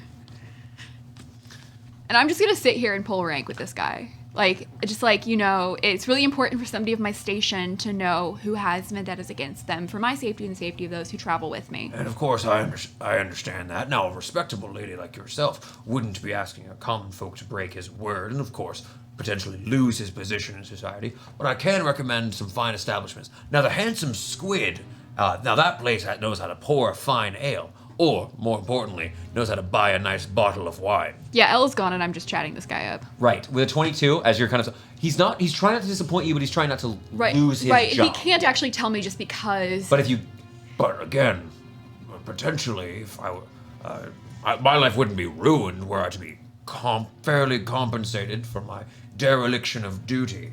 But as you're sneaking around, you don't find a door. You do find a window that you can kind of peer through that has been... The shutters aren't actually closed. And looking inside, all of the people dancing in park... The music's so dramatic. Everything's exciting. Sorry. Pull rank. The music goes back to happy. Someone yells at the bards and they start playing happy music I'll again. put 3/4 on who I think it is. 3/4? 3/4. I will never use change on purpose. 3/4 portions. I'm with you, Clella. Looking on the inside, you see dozens of Bigger on the soldiers. inside. You can see that it looks like most people have like removed their equipment. They're not like in battle regalia. Some of them have greaves. They have like metallic pants on, but most of them are just wearing undershirts. You see a couple guys in chain shirts. There are men and women that have kind of just really relaxed. And you do notice, though, you've seen some of these faces before. You've seen those banners that are put along on the far side of the wall. Yeah. And you recognize, sitting in the center of the room, one boot on their table, and like a silken shirt that has been like undone a good chunk of the way down, is Norn, this dark-skinned dwarf, a little tall for a dwarf, fine, like not angular, like smooth features, a handsome dwarf, I would say. Just kind of sitting there smiling, watching as all of their soldiers are just enjoying the revelry. You can see that there are men and women, some of them from the Ashen League, that are dancing together, and others who are like look to be attractive citizens. Or you see that one of them there just straight up looks to be a some sort of wizard or scholar who is in there just having a good time dancing about. There's a party, and the Ashen League is invited. That's fine. I will wander back being like, ugh, disgusting. Oh. Where'd you go? I went to throw up. We've been drinking Oh, tonight. gross. Thank you for not doing that on the front here. I have to clean it. I try to be polite company. I appreciate that. Bye. Come by tomorrow, though, and, this place won't be booked. Sure. Sure. Have a wonderful evening, ladies. Great, and we never come back again. And they're like, Ashen League. Yeah. You've never talked to them. You just hate them. We just hate them. It would be unfair to burn down unrelated property. I am the almost out of party- spell slots, so no. How late do you guys want to party? Not very late. I have a Wait. 5th level spell slot for a fireball if we really want to get this party started. When we return from a brief break, as we go fill up our drinks and take a quick potty break, we will be returning back to the heroes' camp for the evening. Stay right there. We'll be right back.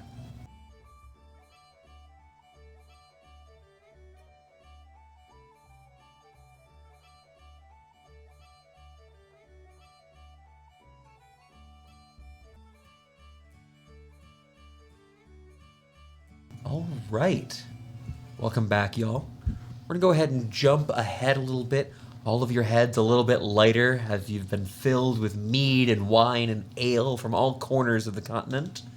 Your coin purse is a little bit lighter. You find your way back to the encampment of heroes, where all of the different mercenaries and warriors and champions of the Tournament of Blades have congregated, set up all these tents, and you're able to, if there's anyone who wants grub, you go do that.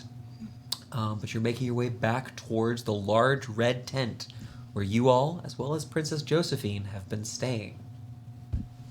What would Is it a do? full moon? It is, so full moon roughly is today/yesterday, because you were right before it when you met the priest before. I want to go just kind of sit outside and... You want to be- bask? Yeah. Do you want to do it alone, or do you want to find other elves who are doing the same thing? I'll go find other elves. Okay, you're going to have a nice meditative sort of evening. You want to trance with them? You could stay out with you? All right. You let your friends know no one's going to be worrying about you. Fun. Are you gonna dance naked? Maybe. That's a listray, usually.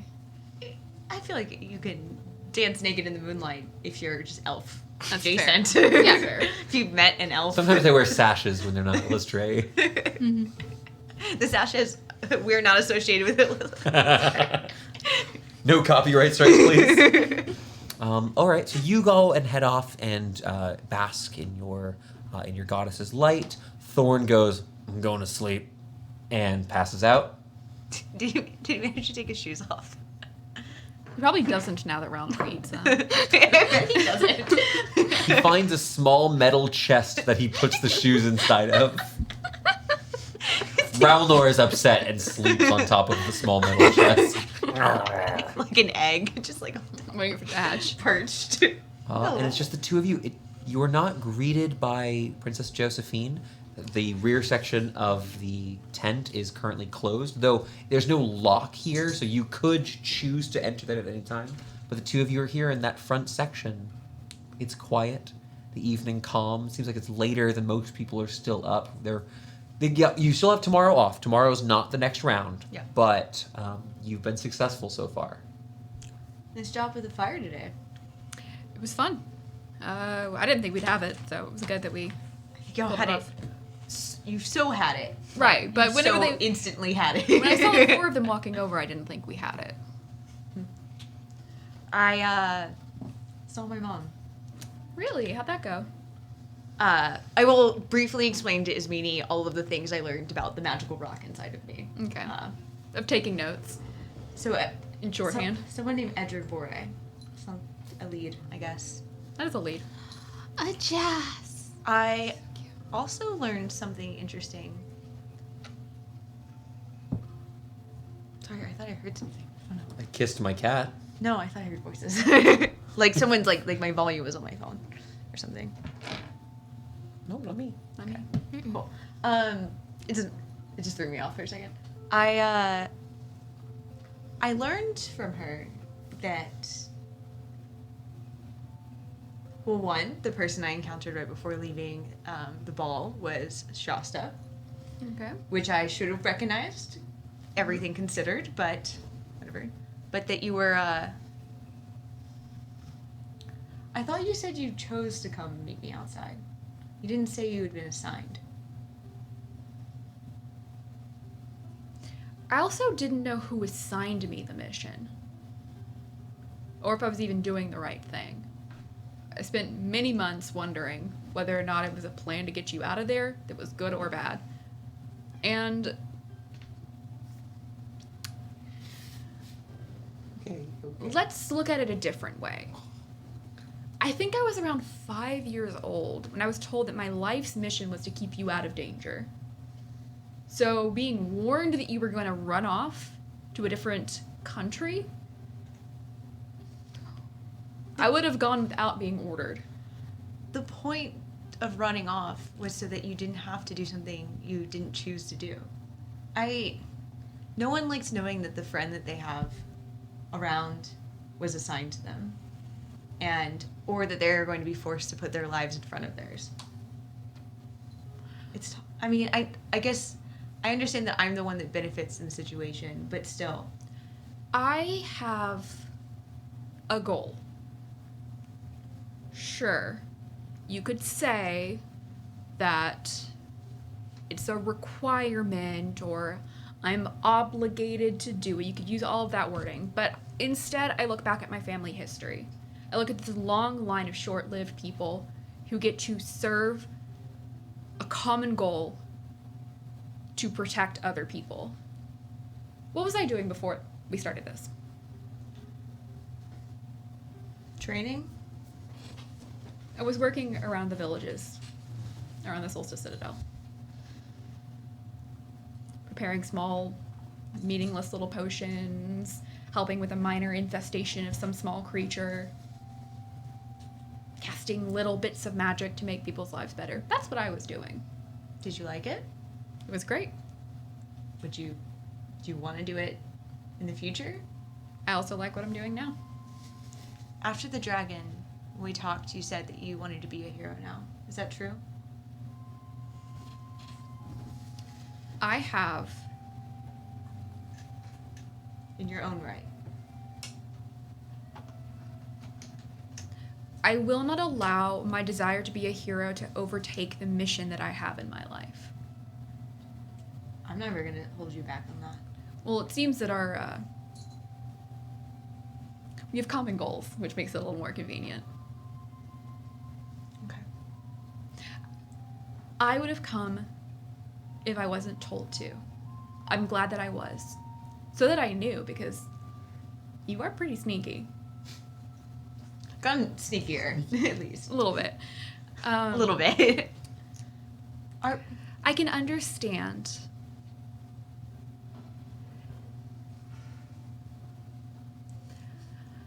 I can understand that it probably feels sometimes like your parents are paying for you to have a friend. If you think about it like that. It feels exactly like that.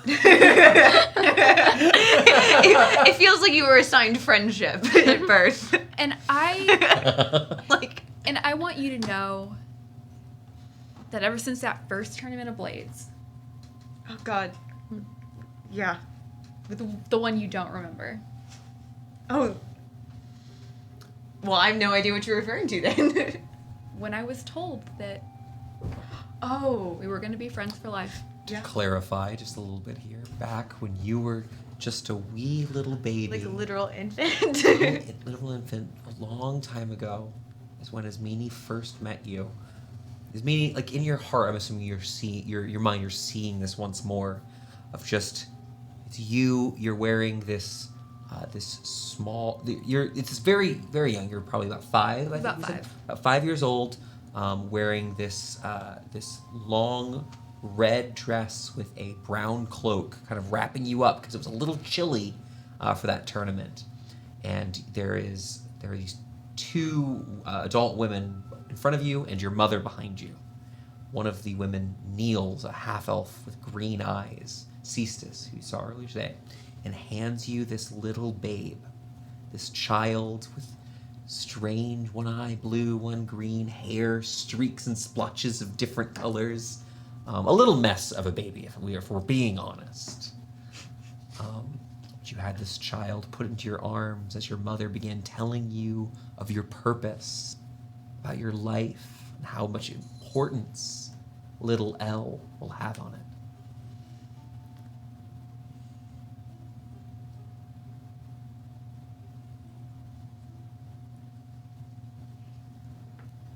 And if there was some way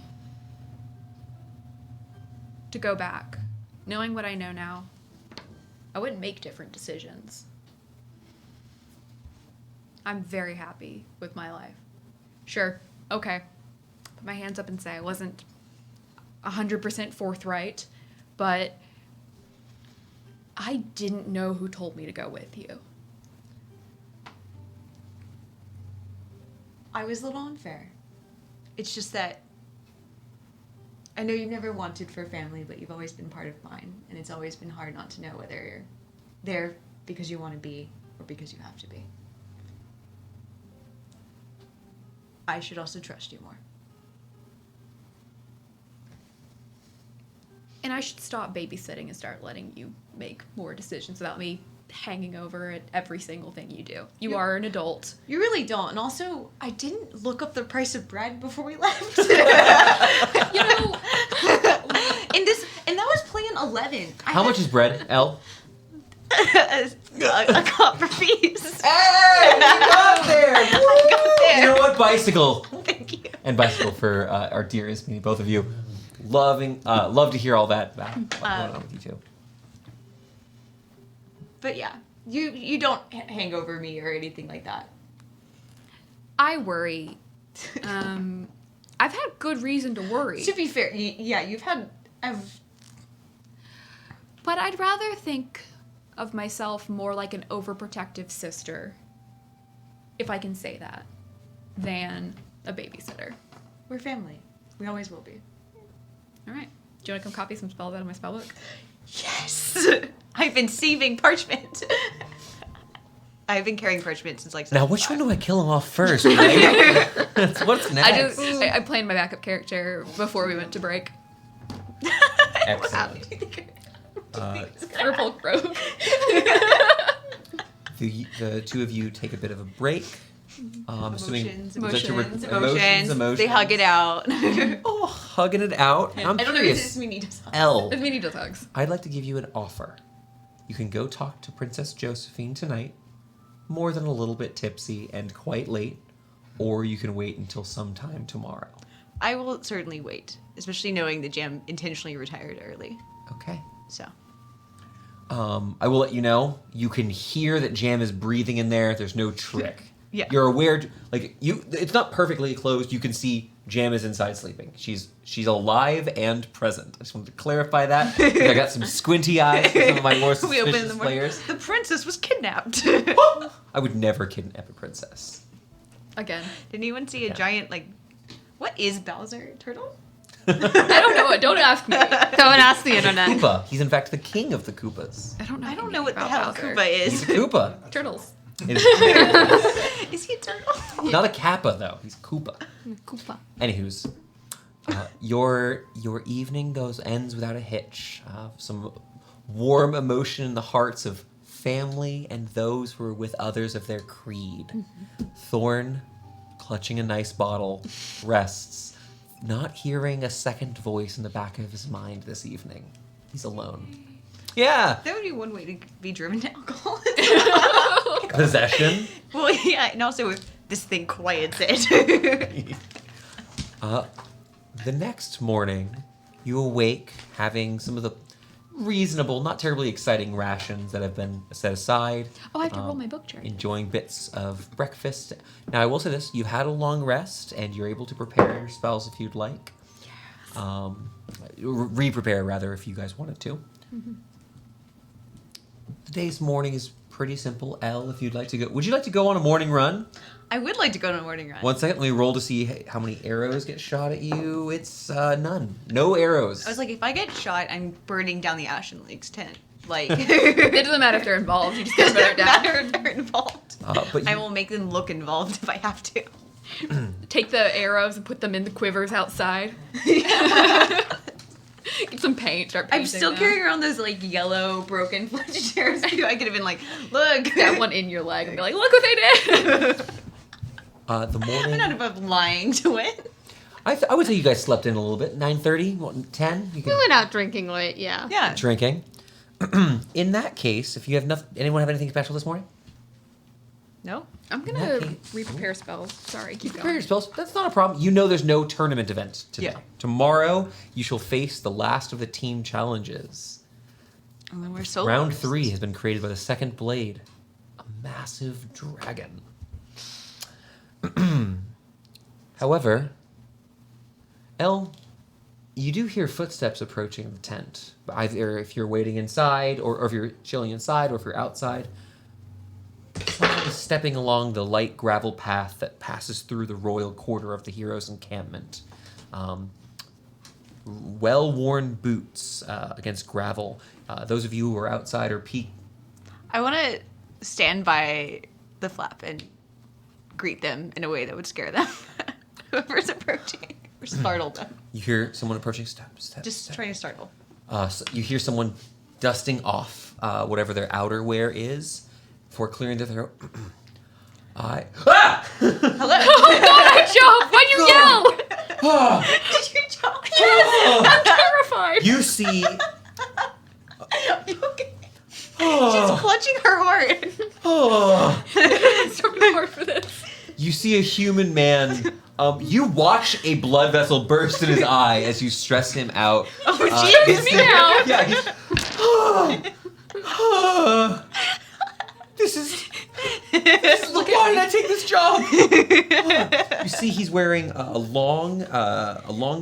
It's not leather, but this like I specialize in torture. thick linen traveling jacket and a long cloak. He wears riding boots with spurs that have been tamped to the side with a bit of fabric. He's got on his shoulder. He has this sort of tassel-looking thing. This bit of fabric and woven together like yarn that is red, black, and gold. I've brought a missive from Elts for the Defiant Smiles. Why did you do that? Why did you yell? Yo, why did you yell? You scared my friend. I've been riding for so long. I stop at my first destination. He tells me, no, you can find them yourself, but I'm not. Wait, who'd you ask first? Who'd you ask I first? come with a message. I have messages for the Defiant Smiles in general, as well as one for one Mr. Laurentius. Excuse me. Would you like some breakfast? Not here. And an apology? I'm sorry. You're right. No. My apology. Yeah. A hand of a gold coin. I'm sorry, a platinum coin. I forgot. I have money. 9 blessings upon you.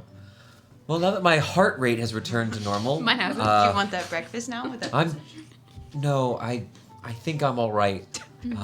I'm just here to deliver a message. I've been riding for a bit. He pulls out a small bundle of leather and begins unfolding it, and you see inside is there's a section here that contains what looks to be 2 scrolls that have been bound tightly.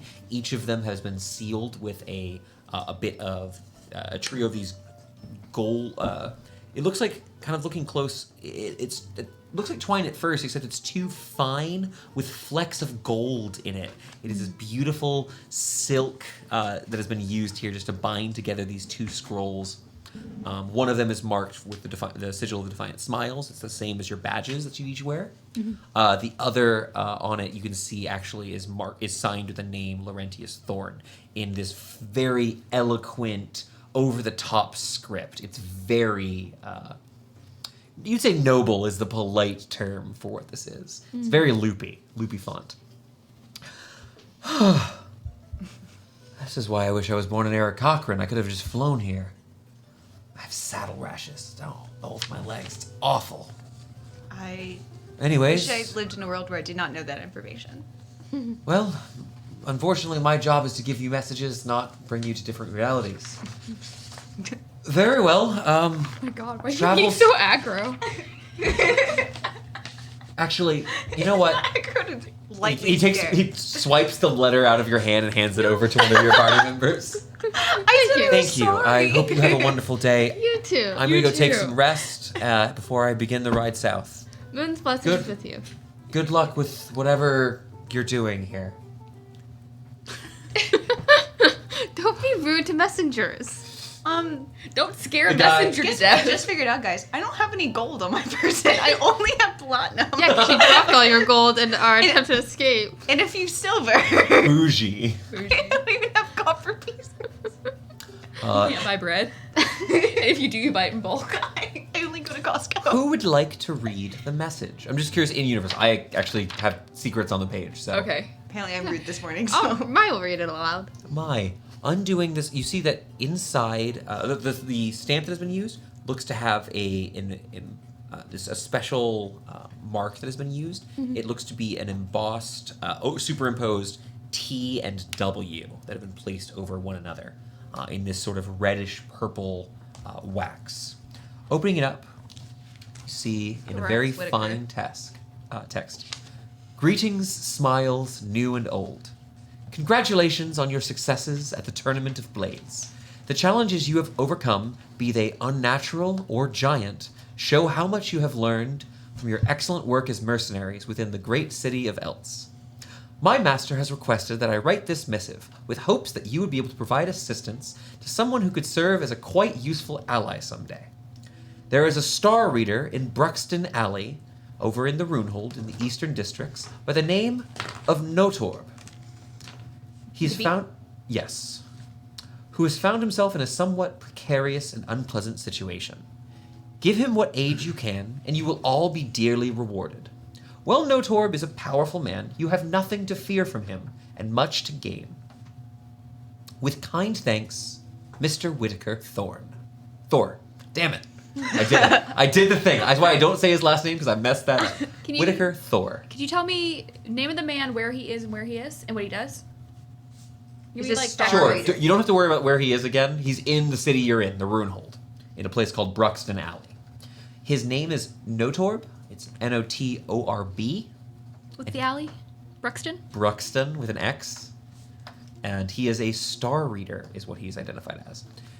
Additionally, there is another scroll that was provided for Laurentius. I don't trust this guy. Wanna Who know was why the I one don't- who went to go talk with Whittaker? That was Thorn, right? That It was Thorn, so perhaps this is information. I remind you that Thorn is here. Do we get to know it?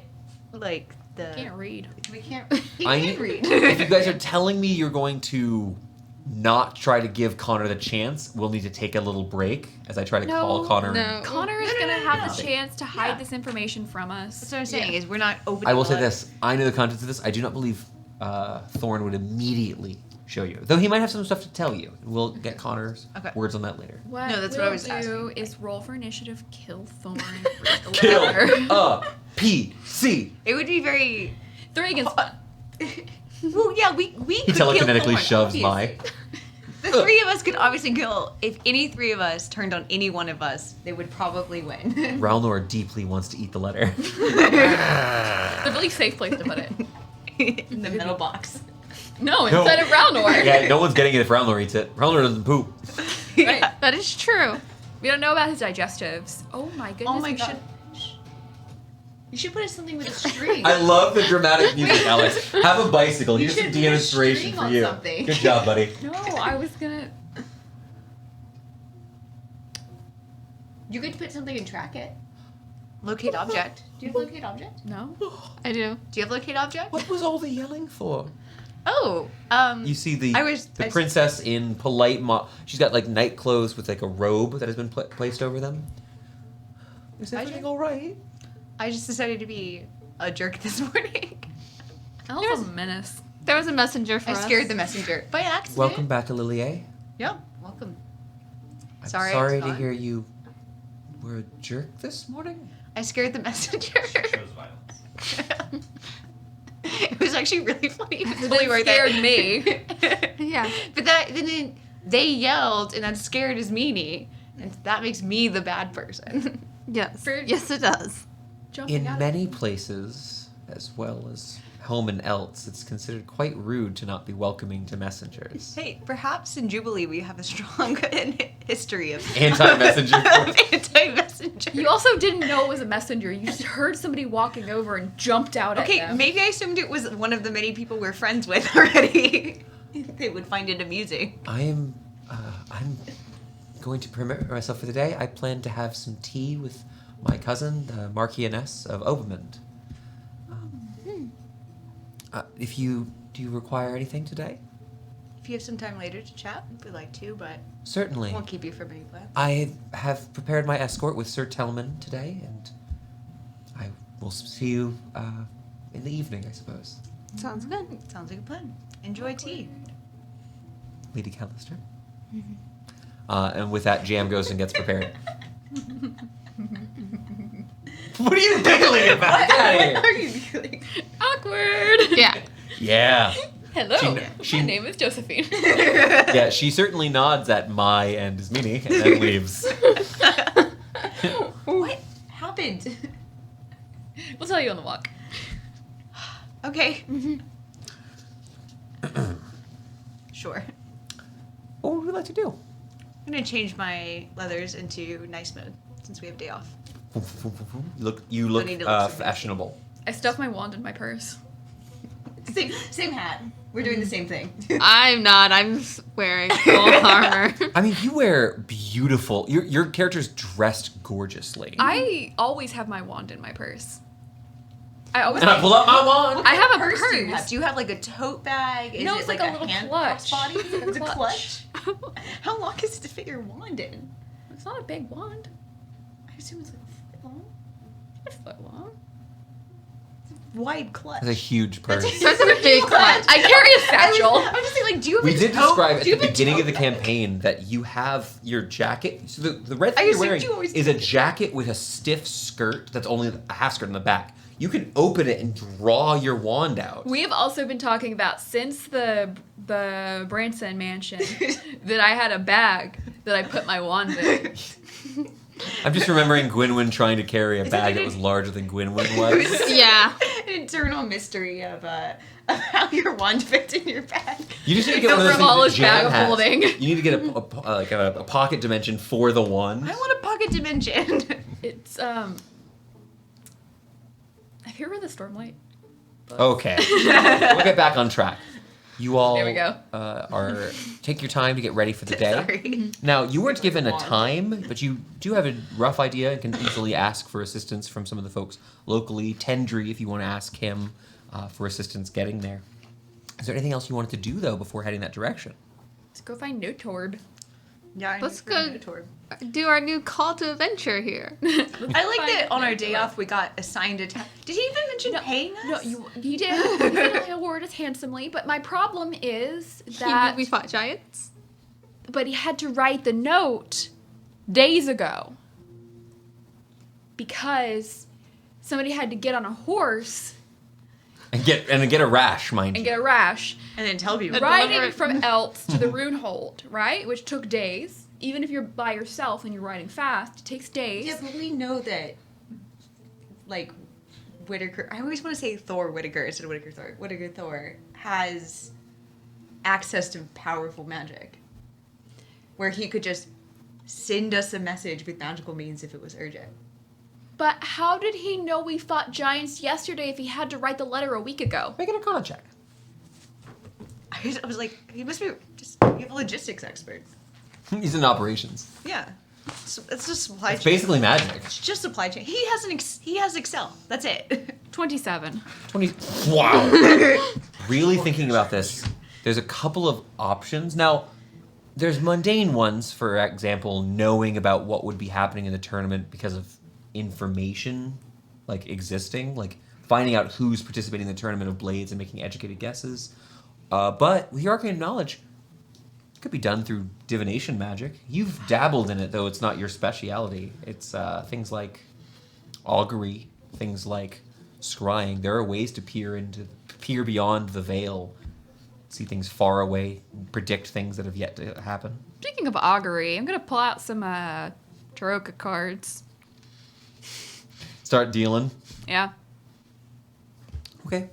Is it phrase your question? It's there's no chance of failure the first time because it's a new day, right? Correct. Is the Notorb going to stab us? Is Notorb going to try to kill us? It's not it's not a yes or no question. I It's know. good or bad things. You flip over the death card, Is our... the skull card, and the halberd card. I like the dictator personally. Is our conversation with the Notorb going to go well? That's not how it works either. How do I need to word this? Is this We plan to go speak with Notorb. And I will go ahead and let you know. Yeah. Specific course of action. Wheel. Sheesh. Just do a exact on our question was- stream. Yeah. Your exact question was. It wasn't a question. It was a question. You don't ask questions. You say. I'm sorry. I was thinking about the other spell. The exact thing you said was We're going to go have a conversation about Notorb. wheel. Wheel. Okay. Which is just positive, likely positive outcome. Yeah. Let's go. Given everything we know right now, without the loss or gain of any companions and the use of any spells. I mean, at least like if we die, it's problematic because we were supposed to escort the princess back home afterwards too. So Probably in the next 30 minutes we aren't going to die. Okay. I can tell you. shall we walk? But Let's again, go. this is without the gain or loss of any new companions and no spells being used. Your paranoia is I'm never tired of it. I have to channel something of myself into my characters. You make your way back into the city. The Runehold, again, this beautiful city. You would say it compares in many ways to Elt's in terms of its size or grandeur, but it's very magical, this location that you're at. You see, at one point, you're walking between this row of houses when what looks to be some sort of sprite or pixie emerges from one of the windows, flies down into a garden, plucks a single petal from a flower, and flies back into that home. You make it further in. You start smelling the smoke and salts from a blacksmith, but hear strange mutterings of arcane languages as they enchant their magical metals. You make your way eventually to Bruxton Alley, a fine selection of homes and manors, and even a couple of larger villas with wide outer walls, guards patrolling them. Things are calm here. It doesn't seem like there's a high level of alertness. You've been in Elt's when the West End was under lockdown. This is not that. This is a nice, well-to-do place. It reminds you a bit of the North End, where Old Town was, and the wealthier portion of things. But as you proceed further down the street, you can't help but notice something sticks out a bit like a sore thumb. A fine cottage nestled between two large villas. The cottage itself, you can't say recently painted, but painted with a pale blue sort of ink on the side. Vines growing up, overgrown on the eastern side of the wall, partially obscuring one of the windows to this cottage. The cottage, relatively large. It looks like it's one story with likely an attic, but it's more like a longhouse in construction. But you do notice that on the northern side, bursting through the ceiling, are a number of long tree branches with this reddish oak that is pushing through, littered with purple leaves. You've seen this before, some sort of fey-linked plant that is bursting through. With your passive perception, I want to mention, my dear Mai, you can't help but notice there's some sort of object embedded in the tree, within the branches of the tree. So it's obscured partially by these purple leaves, but a glint of gold or some sort of yellowish metallic color. It sparkles on occasion as the wind blows through the branches. So something large but glinting is inside of the tree itself. The home is old. It's outside, not as well maintained as the others of Bruxton Alley. And there's no workers or guards here. There's a stony path that has been pushed through the garden that is overgrown out, not just on the side of the building, but even just the rows of flowers and bushes are not really manicured so much as spreading outwards in spirals and other sorts of natural kind of blooms. Ooh. Interesting. Is there like a gate or anything, or can we No, just this walk is up? fully. It has a stone path through the garden that leads to the road. Shall we walk up and knock? Yeah. Sure. I forgot to learn Identify last night. Learn it? You said you. So we already said you used the time of it. You've had 2 days off since then. Okay, great. Sure. Cool. Thank you. I was like, I have a thing I need to You want to knock on the door? Go away! Hello? No, Torb? What? Whitaker Thor sent us? You hear footsteps along the way. I'm just gonna check something really. Put me down for a natural 1. You hear a crash. Sounds like metallic objects. Like you hear the sound of like metal scraping stone as things fall and crash. You hear a man begin cursing in 4 different languages, frustrated and upset. Ah! The door pushing outwards. Whoever you knocked on the door, and have to slide back to avoid it hitting your nose. You see a large man, about the height of you all, but quite a bit wider. A little bit, he got a little bit going on in the gut. But his skin is the first thing that jumps out at you. A deep brown, almost black, cracked, stony surface. You see that while there is no hair atop his head, there is a long crack that traces all the way from one of his eyes back down his neck. So over his skull, down his neck. This man is an Earth Genasi. He wears a loose-fitting shirt and what looks to be sort of like these thick leather pants that are, they remind you a little bit of Gwynwyn, where they're meant for some sort of hardy work. Maybe he's working with something sharp objects or something. Not armor, but like tool worker, like a leather worker's attire. Like what you might wear at a smith. What you might wear as a smithy, exactly. It's a lot like the gloves you have for smithing. He looks at all of you, a handsome sort of fellow, but though a little wider than some others here, and looks at you. Why'd Whitaker send you? Said you needed help. You know how to fix it? We need to know what the problem is You first. say it? Yeah. Always meddling, him and his boss. Do you know his boss? All right, come on in. Well, if I say no, it doesn't really give you much information. If I do know his boss, I probably wouldn't be telling you much. If you knew his boss, you wouldn't be asking. Fair enough. That all makes a lot of sense, actually. Yeah. Maybe I should Completely just fair. keep my mouth shut. Have some sort of proof for me? I got the letter from him. Is it from that jumpy man? Yeah. Yeah.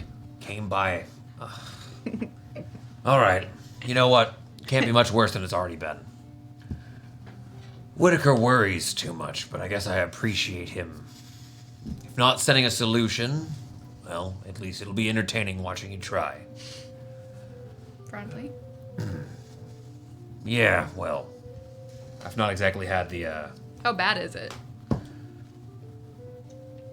How familiar are you with, motivating lenses? Somewhat? How about,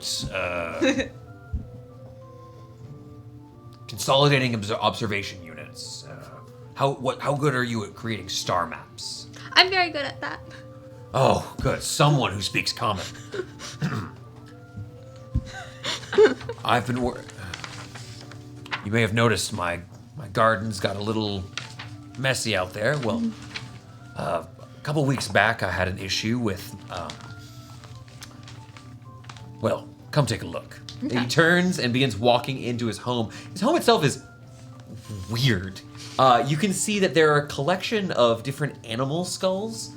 They're not mounted. They don't look like trophies. A lot of them have small measurements that have been written down on little tags that are attached to each of these little specimens that are kind of dotted around. You see insects pierced with insects pierced to little needles and pushed into wooden boards, displaying different sorts of bugs and creepy crawlies. You see just scrawled near them all sorts of notes.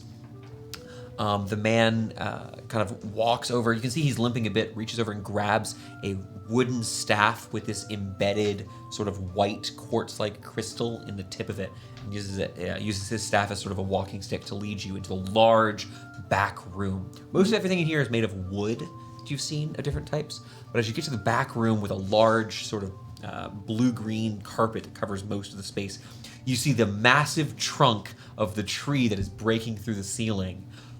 But what grabs you more than the indoor tree is the construct that has been built in and around it, spiraling up its trunk. A large brass telescope. Easily, if you somehow were to unfold it and get all the portions at the base, up the trunk, and out through its canopy, at least 25, 30 foot long.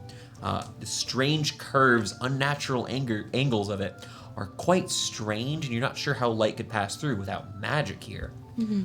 But the problem seems pretty apparent as you're looking through with your passive perception, Miss Mai. You can see that close to the top, about 15 or so feet up, there's the widest portion just before the last couple of chambers that expand up to look towards the night sky. Mm-hmm. Well, the largest of the tree branches has seemingly wrapped around and has begun consuming over this massive chamber. A huge dent, a sheared through portion, allowing a bit of light to make it into the telescope itself. You can see that elsewhere, some of the leaves appear to have been wrapping around bits of components and pipework that extend off of the side of it, like fingers grasping at the telescope. The tree appears to be partially consuming its construct. I've been conducting some studies, and, well, some of my observations make the machine rumble quite a bit, and I seem to have upset this beauty here. And he rubs the trunk of the tree. It's unfortunate. Normally, the relationship is symbiotic. I've found ways to combine the natural and unnatural, but I did not enjoy this. I was making some notes between some of the rifts in the night sky, and, well, this was the result. So, if Whitaker sent you, you must have a bit of wit between the three of you. Four of you. I'm going to assume that Thorn isn't here for my convenience. Yeah. Well, if you want to get to work, I've got plenty of tools over there. He gestures over, and you see tools for whittling, you see artificer's tools, and you see a collection of other handmade, different. They clearly are tools of some sort, though what they are would require further investigation. Great. Most of these appear to be whittled by hand out of wood, bone, and strangely, a lot of them have gold inlays. Lovely. So the first thing that we're going to do is solve the problem. I'm going to pull out my little pouch of moss. I don't think the moss is going to help here, but just in case.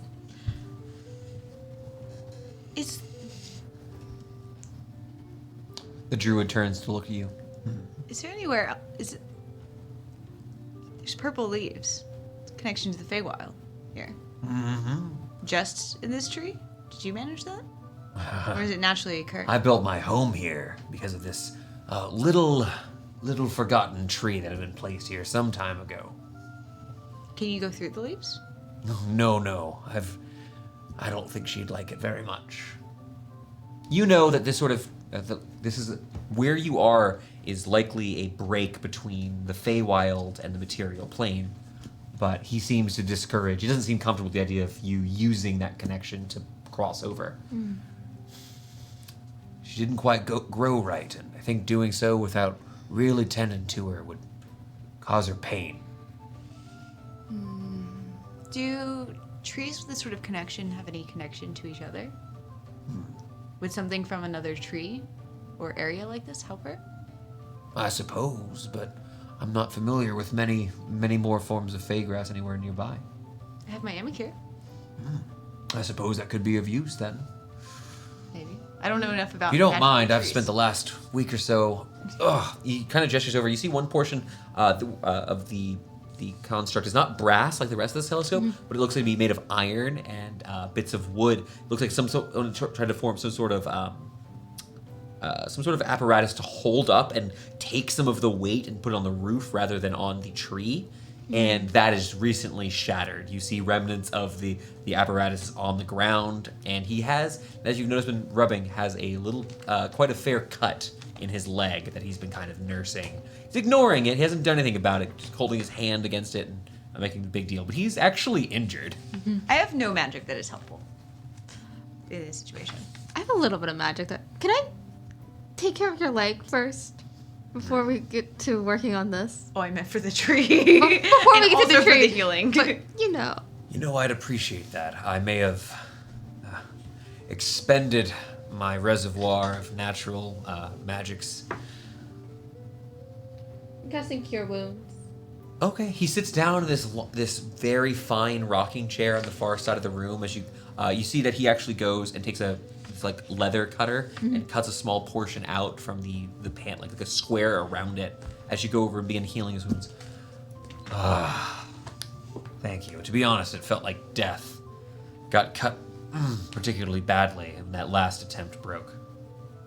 Do be careful. There's a couple of issues with the structure. The main chamber, he points out towards the top, main chamber is both dented and has a breach, which is going to cause a problem. And more likely than not, some of the protective abjurations within are damaged, and we've got to figure out which of the runes are actually damaged. I don't have any way of seeing inside of it, so that's going to be a problem. I'd also be very careful touching the tree too much. She's testy, she's hurt, and she's been lashing out a bit. Okay. How long have the tree and the telescope been together like this? Was it a problem before, or did About 9 years. so it's just become a problem recently? Yes, we were been conducting more studies, and unfortunately, it didn't like this most recent round. We were doing a bit with the full moon. That was sorry, with the half moon. I decided to take a look at the rift on the dark side just to see what's happening, and well, the tree did not particularly like that. All right. You said she was hurt. Is there any place there's a break in the tree or something? I would call this an investigation check. It's kind of hard because you're just on the ground. It is A 12. You said we can't climb the tree. But we're gonna. You could try. There's also if you wanted to set up something to like. I have a couple of taller tables we could stack up if you want to try to get a bit higher. I have a bird. Oh, I'm afraid most of my furry critters have frolicked away, but that would be great. Yeah, I'll pop Squawk out of his extra-dimensional planar space that he hangs out in. Probably full of twigs. You watch as he begins cawing at your bird. Squawk turns back, very confused that someone spoke his language. As the cawing goes back and forth continues, May I? Yeah. puts his finger out and Squawk looks up to you. Yeah. No, it's totally being normal. I didn't think Squawk was like a real bird. This is shocking to me. Squawk is technically a fiend. Yeah, I was sort As of he like. pets underneath the bone-like chin. What a strange little critter this is. Could Squawk go through the telescope to be able, and you use your eyes to see what the runes are on the inside? I may have to change Squawk from being a bird to being something else. Something smaller. Like a squirrel, maybe? Or a rat. I've tried squirrels, they're too big. A mouse, maybe? Would a mouse work? Like a field mouse that are like super small? Or there's like dwarf mice? You know, you raise a couple of cats to try to help protect the tree from some of the vermin that have been coming by. I don't have mice. I'm Consider it. I'm going Can you? to... Okay, let's think of two animals. Your friend has a strange accent. Do you know that? Yeah, he's a little unnatural. It's very fun to do, I gotta be honest. Would a snake He's just talking to a bird. Would a snake be useful, do you think? Or like something else? Because we've got a bird. Mm-hmm. We could have a snake and a mouse. I have Snake and mouse. I actually have a couple of Oh my god, Matthew, lost the word. Blizzards. Familiars. Dead animal, stuffed, preserved. Taxidermy. Thank you. I've got a couple of taxidermy serpents if you want to take a look for something. If Oh, you no. can shift him. Over the next minute, I'm going to take out my Atlas of Endless Horizons and read the book to change the spell Alter Self into Flock of Familiars. You change your prepared spell using your magic tome. That's so cool. Nice. Okay. Then what I'm going to do is I'm going to cast Flock of Familiars and bring Hoot as a snake and Chirp as a little field mouse. A garter snake and a field mouse. Boy. This is exciting. Wizards are so cool. Yeah. And utilitarian. Bring these creatures. So you notice that the chamber itself is not in the right position. It seems to have moved. And what was your investigation roll? A 12. A 12. The only real obvious thing is that the largest chamber, the main chamber where the damage actually happens, appears to have sunk into the heaviest of the tree branches. It's on top. So just to give a visual reminder, let's say this is the tree. What the telescope is there's the viewing apparatus, which is like a table, and all sorts of little pipes to it. And the brass telescope goes all the way around the trunk, it gets a bit taller and taller, and then the biggest branch, the main chamber, is on top of it. It's probably about 15 feet up, but you could try to stack things up or try to climb the tree if you'd like to in order to get to it.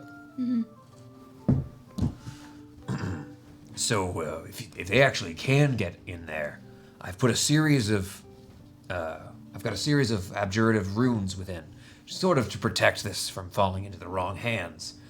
Now, normally, to disable them, I recite the sequence, but because of that damage, and I'm not certain which runes have been removed and therefore which abjurations have been dispelled, if I guess the sequences too many times, I'm going to damage the construct. More likely than not, I could kill the tree.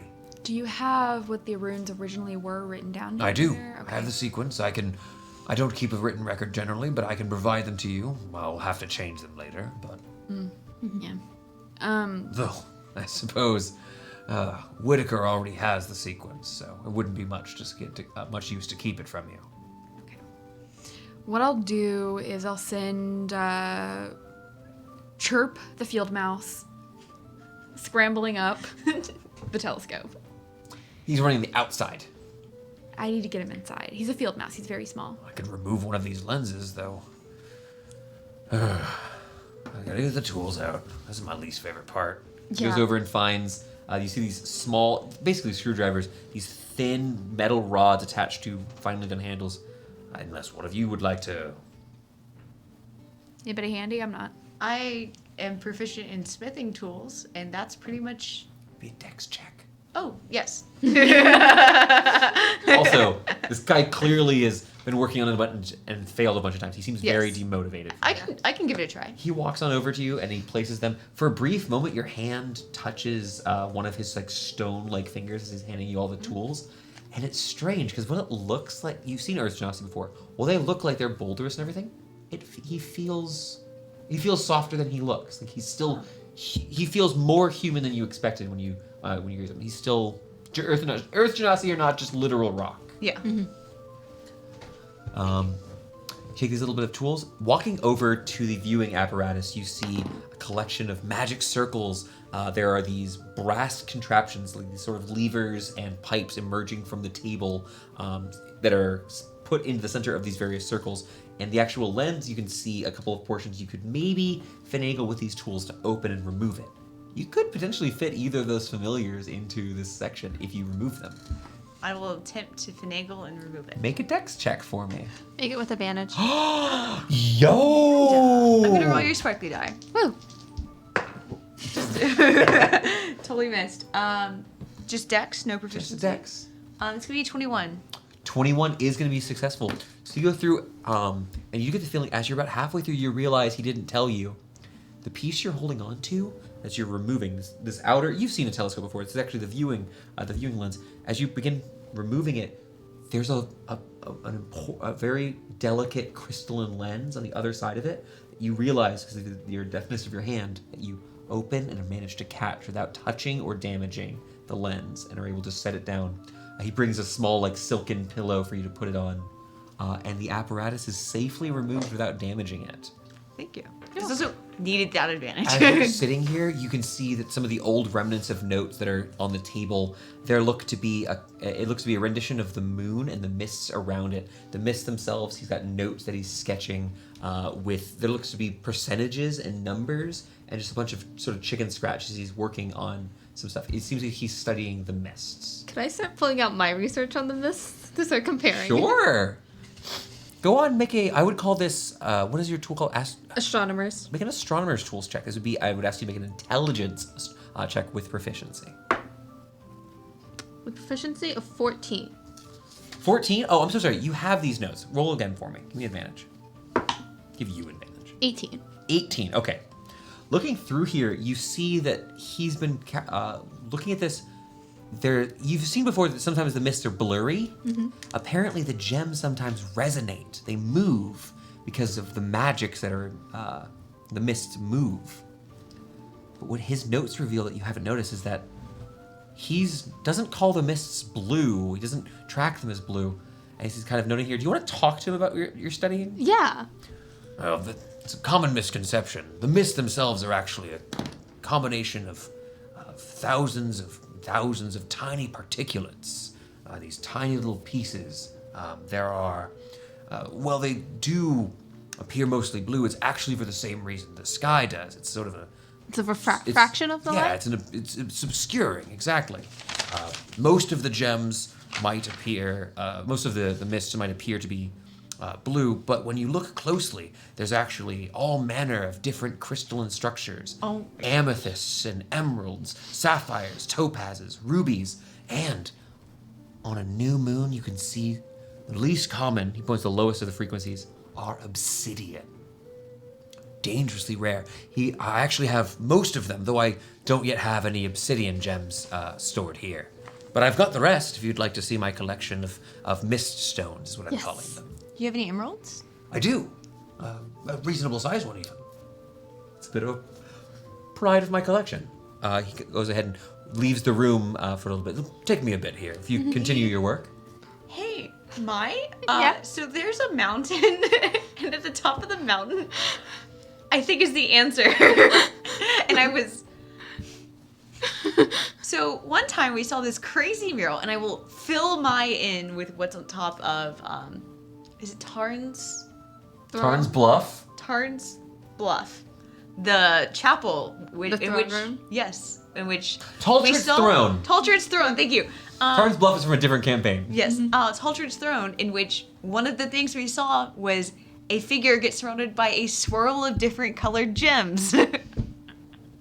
I'm now terrified. This is also the first confirmation you've had. No! I broke my pen. Oh. I did the thing. This is the first confirmation you've had that these stones that you've heard of, these bleeding stones as they're generally called, are the composition of the mists. If Thorm was here, I bet the emeralds would be going off like crazy.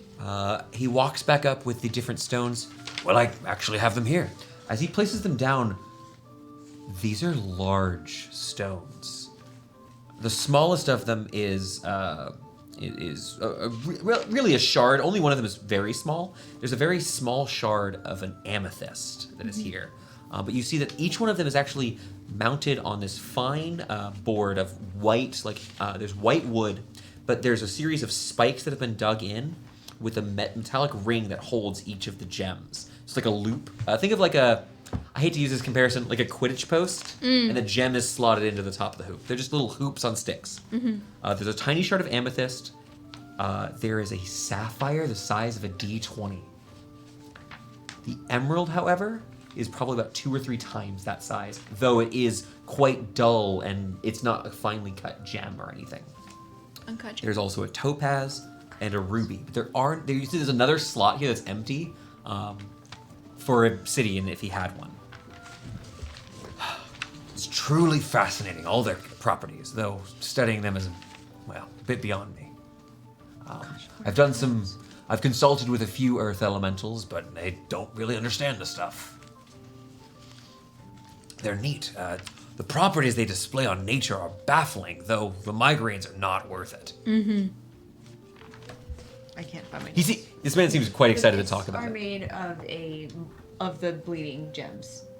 That's something I should write down. Did you leave before that was said? Yeah. The mists are made of the Do you bleeding remember? gems. Do you remember Teltrid's throne? The mural with the like swirl tornado of mists and the mysterious white Hydra woman. Yeah.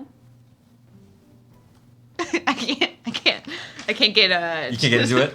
I can't get answers on my DM just by staring and going, "Is this something?"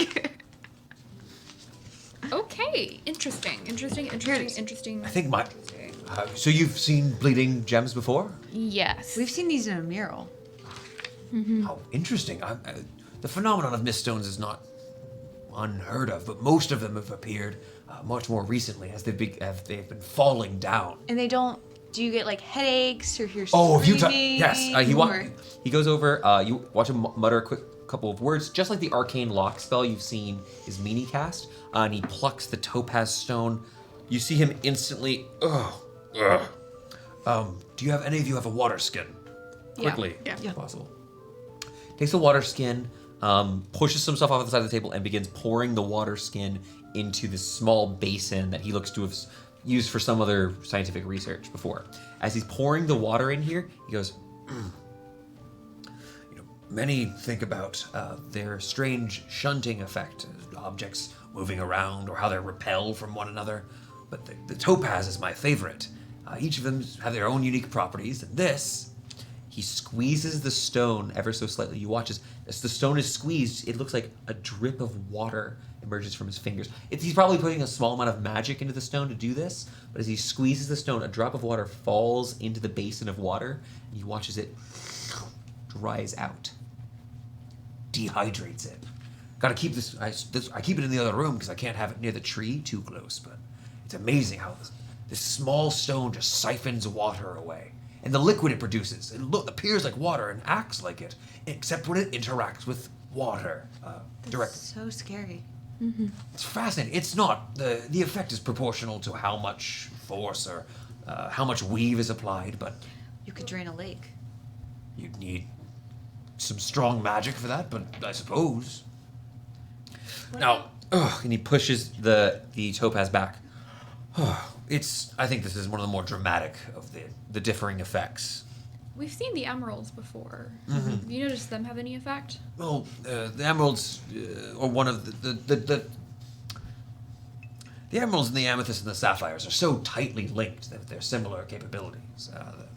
He's very excited. At this point, he's fully back turned towards the telescope here. And just, He's like, someone's asking me about my theories. I'm submitting papers to this journal, and I'd love for you to read it. Will you? Yeah. Don't get me started. But he starts talking about it. It seems that the three called similar, emeralds, amethysts, and sapphires, all have some sort of, they have the most powerful, he called them shunting or concussive sort of effects. Emeralds, of course, channel the energy of the winds themselves.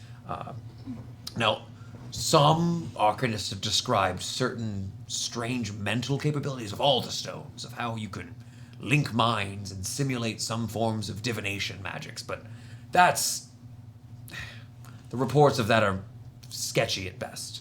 But the elements of the stones are much more known to me. I've been working on them and seeing how they interact with the mists and the spaces between us and the Moon Mother herself. Emeralds have wind, sapphires make brilliantly loud sounds. They sound so powerful that they can shatter eardrums. It's very dangerous, and I don't recommend casting any errant magic around sapphires. Okay. And of course, amethysts. You're a wizard, yes? Yes. You've seen shattering magics, those that would rend without any particular form of flame or cold, but simply breaking the bonds that make up an object. That's the power of amethyst.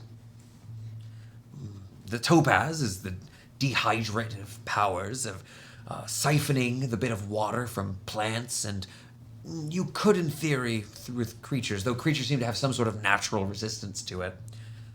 Rubies are, well, they're not the smith's friend, as they... dwarves love to adorn themselves in rubies. Bleeding rubies are quite dangerous. Melting metal itself, be it magic or otherwise. Good to know about the Dragonborn. They say some folks have even managed to find ways to integrate some of these gems into their weapons. They've been priceless artifacts. How widespread so are amethysts shatter, topaz dehydrates, rubies melt metal. they? Sapphires have like a... Loud Sonic. sound. They're Sonic. sonic. They make sound based things happen. Coralon was wearing a sapphire bracelet after the vortex in the murals that we saw. Yeah. I But- would like to For just in case it's related. I'd like to make meaningful eye contact. Do you with- mention anything about a sapphire bracelet for this person? I was going to say make meaningful eye contact with my friends before beginning to talk about how we fought two people who held emeralds. And how they were affecting their minds. Well, I will like lean over and whisper about the Yeah. like sapphire bracelet. I mean, this guy is researching this. Yeah. We should tell them about Yep. the mural in full. You want to talk about the mural? Yeah. I would say we don't tell them about the Lorn. No, and obviously not. No. That's fascinating. And Now, do you tell him where it is or just tell him of it? Do you give him the location of this information? I think just of it, because right now it's under control of kobolds. Yeah. It's safe in a lot of ways.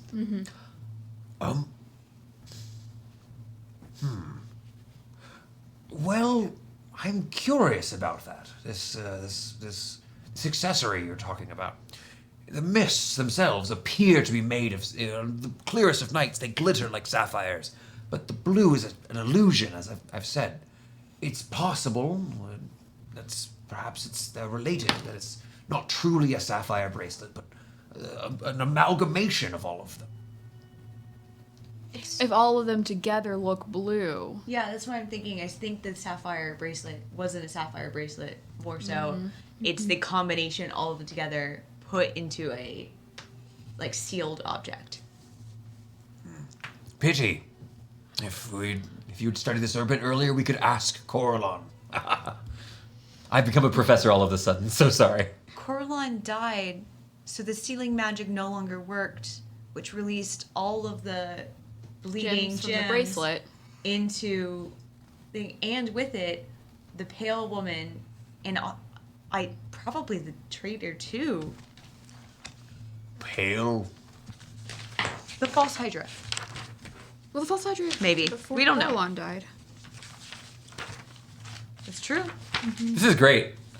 Amanda, I'm going to go ahead and give you your bicycle back because I didn't intend on this coming up. So. You gave me somebody who was I'm researching putting- this, and I'm like, I'm researching the mists. Look, I thought you were just going to be excited because he was an astronomer. she's a He's a druid who's a nerd as well. so she has. I gotta say, man, what a terrible multi-class for optimizing, though. Yeah. Druid, artificer. No, I It's looked into not that. That's good. bad. It's really bad in the game. It could be fun. It's fun to play non-optimal builds sometimes. It's Fulgurar. You say Fulguramar? Yeah. Why do I know? I don't know, he's 53. 53 Fulgomar. That's the freed dragon, baby dragon. Oh, yeah. Oh, yeah. I was just turning the microphone towards Oh, you since you were sorry. facing so far to the right. Because I was genuinely No, trying to you're remember. allowed to talk. I just was turning the mic to make it a little easier to hear. Okay, So- Coralon and Bahamut. And Tiamat were performing a ritual. Why did I put Coralon pipe Bahamut? It was Do you want a quick description? Yeah. 'Cause Yes. I'm the only one with the picture. yes. It's in my head. I don't have an actual. Oh, that would be so Full cool. torch, a ritual performed in amateur's body. There was a Bahamut and Tiamat both were performing a ritual, and Ismini identified that the ritual was the spell was being cast, whatever was going on, by Coralon, and Bahamut and Tiamat were in some way pushing that spell. Like they were sourcing the magic, they were contributing something. They in some like you've seen magic before, where you're familiar enough to know, cool in some way. Clearly, they weren't like sacrifices because you know of those gods. yeah, they're here. But in some way, they were catalysts. They were components or something to a spell. And in the vortex of gems is performed above Amator's body, right? Amator? Malnitor, the first son. You can just say a first son. First son, The thank first you. son died. The context of this, for those of you who may not remember, was a battle of the gods a long time ago when the first son died. So the first, they did it After he died. after he died, near his body. He's probably siphoning off some of that very powerful magic. And they locked in the Pale Lady and the traitor. Shar was spared because Shar had been controlled via a Crown of Madness. So when Corellon died, it released the sealing on the combined, the magical artifact that combined all of the myths together, thus releasing the traitor and the Pale Lady to the world. Since Corellon's dead for them not to get revenge on, they went after the next leader of the Elven Pantheon. Or it's just art. And possibly... Well, she was there during the fight as Hang well. on. they're If you won't, I will. If they're slowly... Oh, okay, no, I got you. Sorry, that was fucking incredible. Here you go, have this. This is really interesting. No. But then... You're not going to. Tell me more. No, but then also... The Saluni was there for the first in that fight, along with one of the great generals. How's your rat doing? Your field mouse? Yeah. I need you to make me a dexterity saving throw for him as the internal abjurations are trying to kill your rat. They could be trying to crown him back. 17. 17, you're fine. You see him, you see Hoot jumping back and forth between these rows of small runes. Chirp is in there? I'm so sorry. I mouse. did not mean Hoot his is name. the snake. Yes. But you see there's these small series of runes. There's hundreds of them, but these circles of runes on the inside. As he hops over, sometimes he touches one. A little tiny bolt of arcane magic fires across, and he's diving around. But he's too small, too quick, and it's not really intended to do what it's doing here. It's a little obstacle course. He's on his own little mission. We'll do that one shot one day. You all are rats in a tube. I love it. Are we all are not already rats in a tube? Rats in a tube. New name for the show. Honestly, Stories to D4, I could take it or leave it. The Rats in a tube. Mm-hmm. He comes after us immediately. Moving on, Clella. Okay. Okay.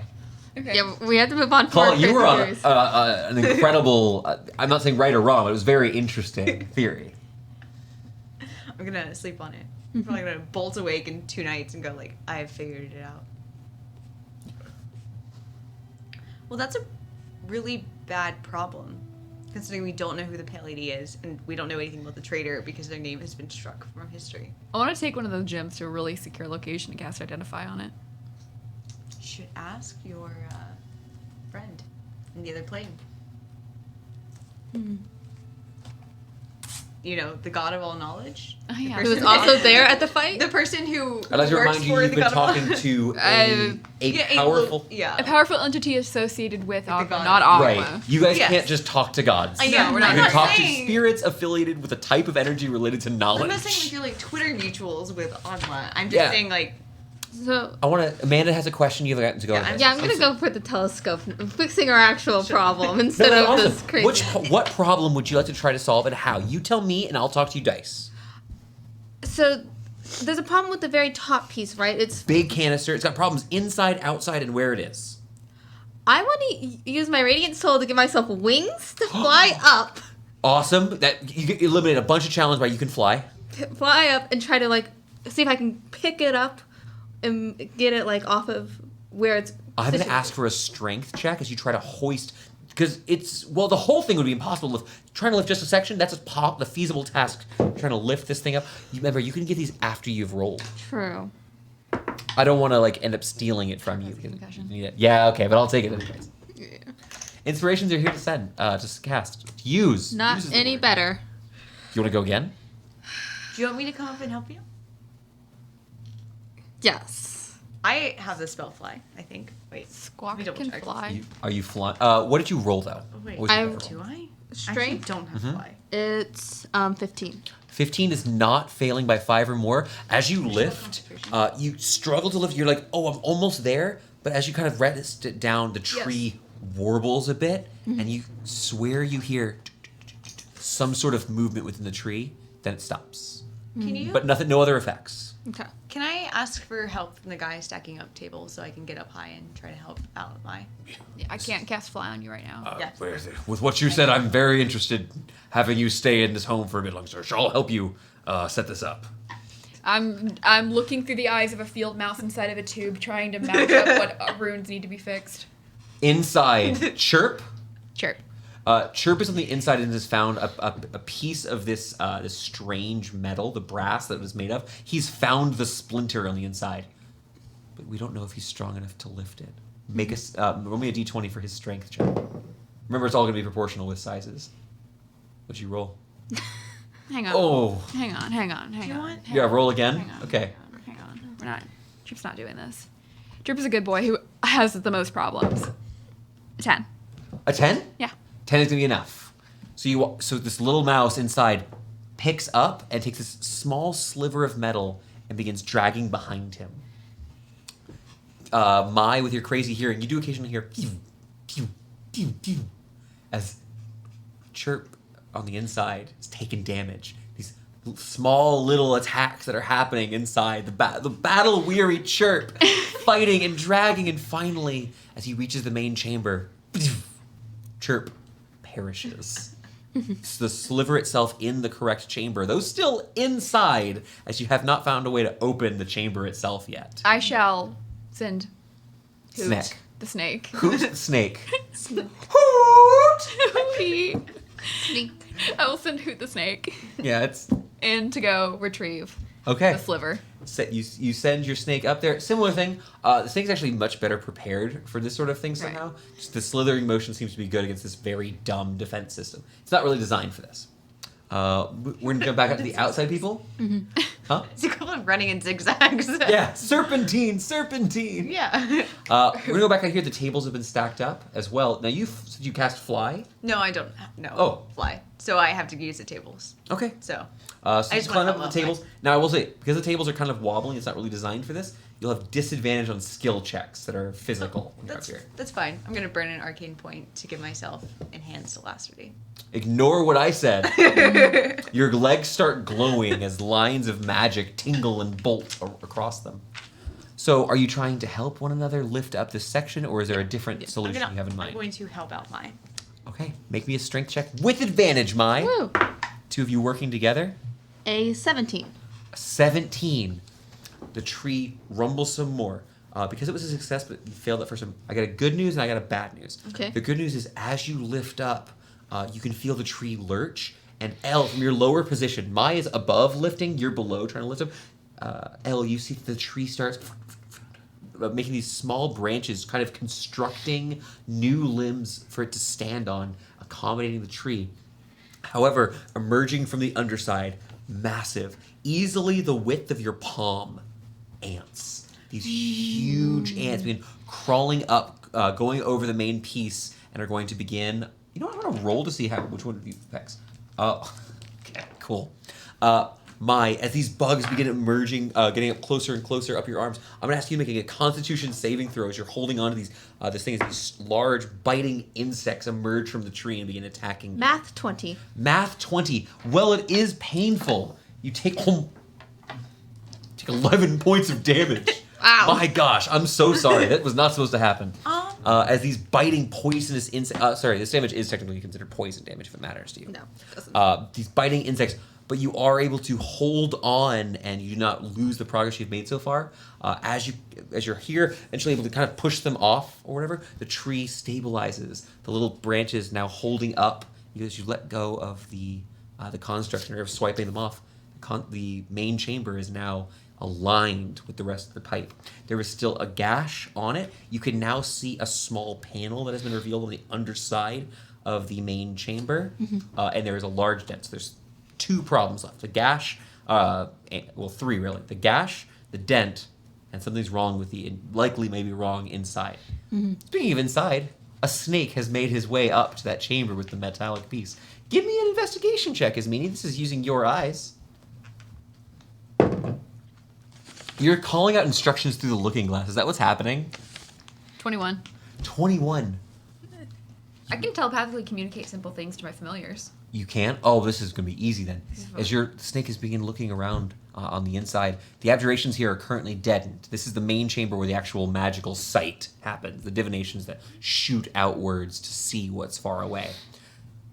You begin writing down or recanting the the sigils that appear to have been damaged, writing what you can see here, so that the construct may be activated safely if you aren't able to repair the breach. And even if you are, he would need to fix this other part of the runes anyways. You've solved the issue. You've solved my rune puzzle. You solved the abjuration puzzle, abjuration wizard. You did. Now, give me a quick spell casting check. So just an intelligence check for me, real quick. 12. A 12. Looking around here, you're not immediately aware of anything particular you could learn by studying this, but you take some extra notes just in case. Is the telescope? I'll ask Nitor. Is the telescope particularly sensitive to any heat? Not like an extreme amount, but If you- perhaps some warm water for an extensive period of time. You'd have to be very careful. It's a quite delicate equipment. Any major warping would cause issues, though heat could be used potentially to repair the dent. Yeah, I want to warm some water and pour it over the dent. By the way, at this point, the snake has the little piece of metal coiled up in the tip of its tail. Do we have anything that like with suction? Because that's how you get dents out. You can pour warm water over something and you plunger. If you can ask me about a Yeah, thing do you you think have would be anything for- here, Exist in fantasy. exists in this fantasy world. I know, but you can also get dents out sometimes if it's thin enough metal by just running warm water over something. You can certainly try. You could use your. You know about that mouth. basic idea. What I'll tell you is this: it will be your spellcasting ability score plus proficiency. If you fail, you're gonna mess it up. It's a high risk, high reward if you want to try that. My spellcasting ability plus proficiency. Yep. You're pretty good. It's the thing you're good at. It's a +7. Also, Ismini has the same option here. To do what? If all of you have the ability, anyone who has the ability to make heat or to make hot water could potentially contribute to this. I'm trying to think if there's any way we can make it better by like. Do you want to have the snake do anything with the piece? There's a gash if you want to have him push the piece out. You don't have any way to fix the hole that you've said so far. How big is the? Does the piece looks like it fits in the gash? Yeah, I mean, this is the piece you were looking for. Okay. Someone has mending. I have bending. Oh, Yeah. cool. I was I'm gonna have to stand on the table though, because my wings will run out before I finish casting mending. But It Yeah. will. I'll- Dex. Save. Dex. Save. Dex save 14. 14. It's wobbly, but you feel okay. You're not quite done mending this. It's this little snake uses its tail, pushes through this little piece of metal. You're holding it in place. You wobble. You drop the piece. It goes back in. The snake returns it to you. Give me another dex check as you're kind of up here trying to mend it, because as you're failing these, it's kind of hard to keep it in place, and you're worried you're going to drop it and it'll 6. bounce down. A 6. No. Roll again. That's really good, because I have a natural 20 on something special for you. Is it worse? Yeah. A lot worse. I'll spend mine. This is amazing. I'm loving it in these dice rolls here. Oh, Wait. Out of nervousness for the tree, there's a song they sing in Tyrilla. The children sing around trees, start singing it in Elvish. Tree magic. Make a performance check. On a success, I'm going to lower the DC of this. So don't tell me your response yet, Amanda. Okay. Your result, rather. Performance is not something I'm super great at. It's going to be a 12. Okay. You feel the tree slow somewhat. One of the branches wrapping a little bit like a little vine around one of the tables. It could pull at any time, but for now, it feels like it stabilizes you slightly. What's your result? 14 again. A 14. Well, where before you were having a hard time holding, mending spell continues as you push outwards, warmth radiating. You feel almost that pleasant feeling of the night air on your skin, even though it's midday. And you seal that small section. The snake is now inside the main chamber. There you go. Inside, you just hear. I don't know how to make a rattle sound. That's a sugar glider. Yeah, I don't know how to make I'm sorry, I actually don't know how to make a rattle sound. Can humans snake. do that? Make rattle sounds? I guess Chica is kind of fine. He's Maybe not we a can try rattlesnake. Macarena. What is he? He's a garter He's a snake. garter snake? He ain't rattling. He's not They're rattling. making no sound. He makes no sounds. He goes like this. One-eye drifts. We can picture it in our mind. He's in total darkness. He's lost. You want to just poof him? We can poof him. The snake appears. Chirp dies every time. It's a hard chirp life. Oh man. You know I could cast it at 5th level and get An army. 3 more familiars. You're like, this is my Boot, rat chirp, army. beak, and feather. Like, I have more bird names. You could reenact the birds by Alfred Hitchcock with your horrific bird army.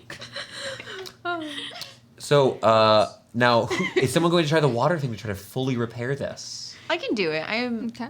Might have an easier time of balancing. Yeah. Do you want to use your arcane alacrity again? Yeah. It lasts. It doesn't say how long it lasts. I believe it's a minute. I believe it's a minute. We believe it's a previously minute. have determined it's a minute. I believe it's a minute. It's definitely not an hour. I don't have the full doc open. It's probably a minute. We'll assume it's a minute. An hour or 10 minutes is usually the option. So. Right. Or you wanna- around. Yes, it will be one of those things. Yes. But I'm pretty sure it's a minute. You go ahead and using some more arcane points. Yeah. Go ahead and make that spellcasting ability check as you try to. What are you using to do this?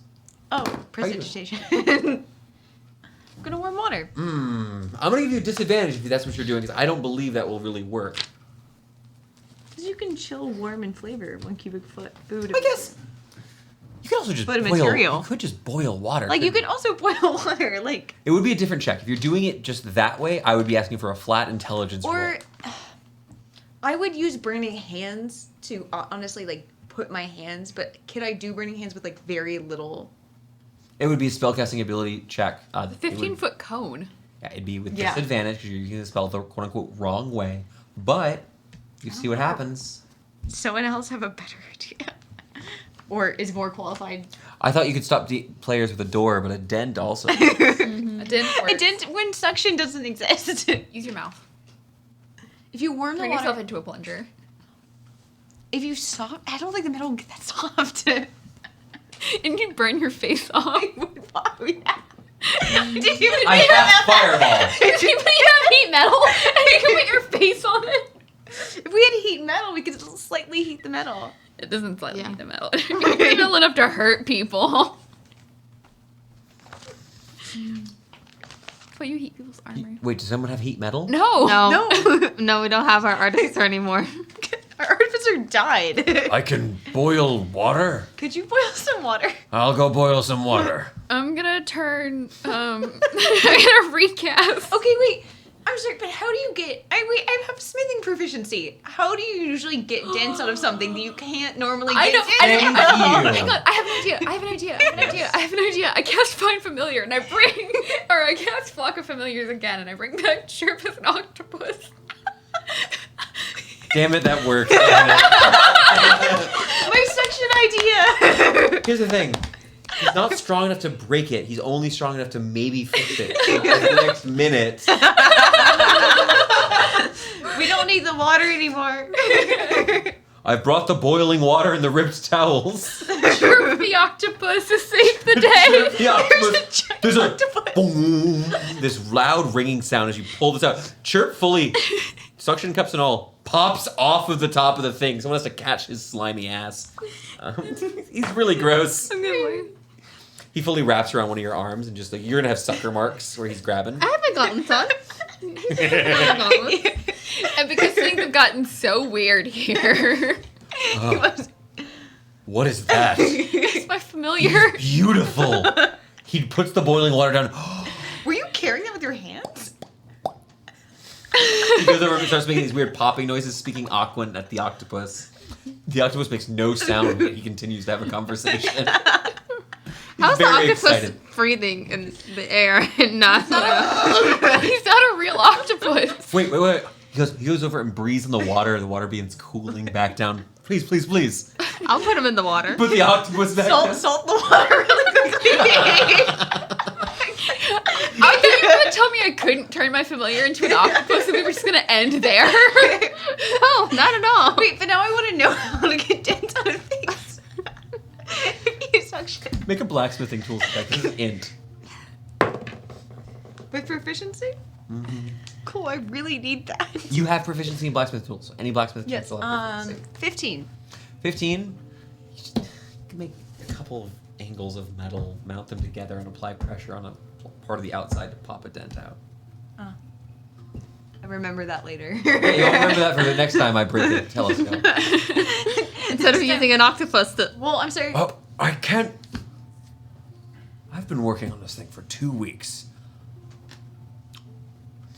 Just needed a little bit of magic. You needed small critters to come help. Yeah, we could have all had to combine our skill sets. Well, I was just here singing, actually. Hey, the singing helped. Thank you. This charcoal gray man just looks at you all beaming. Thank you. Ah, shame I missed the full moon, though. It was good. I would have loved to show you at its peak. Perhaps next month, if you're here. You could always write to us. We're an elf.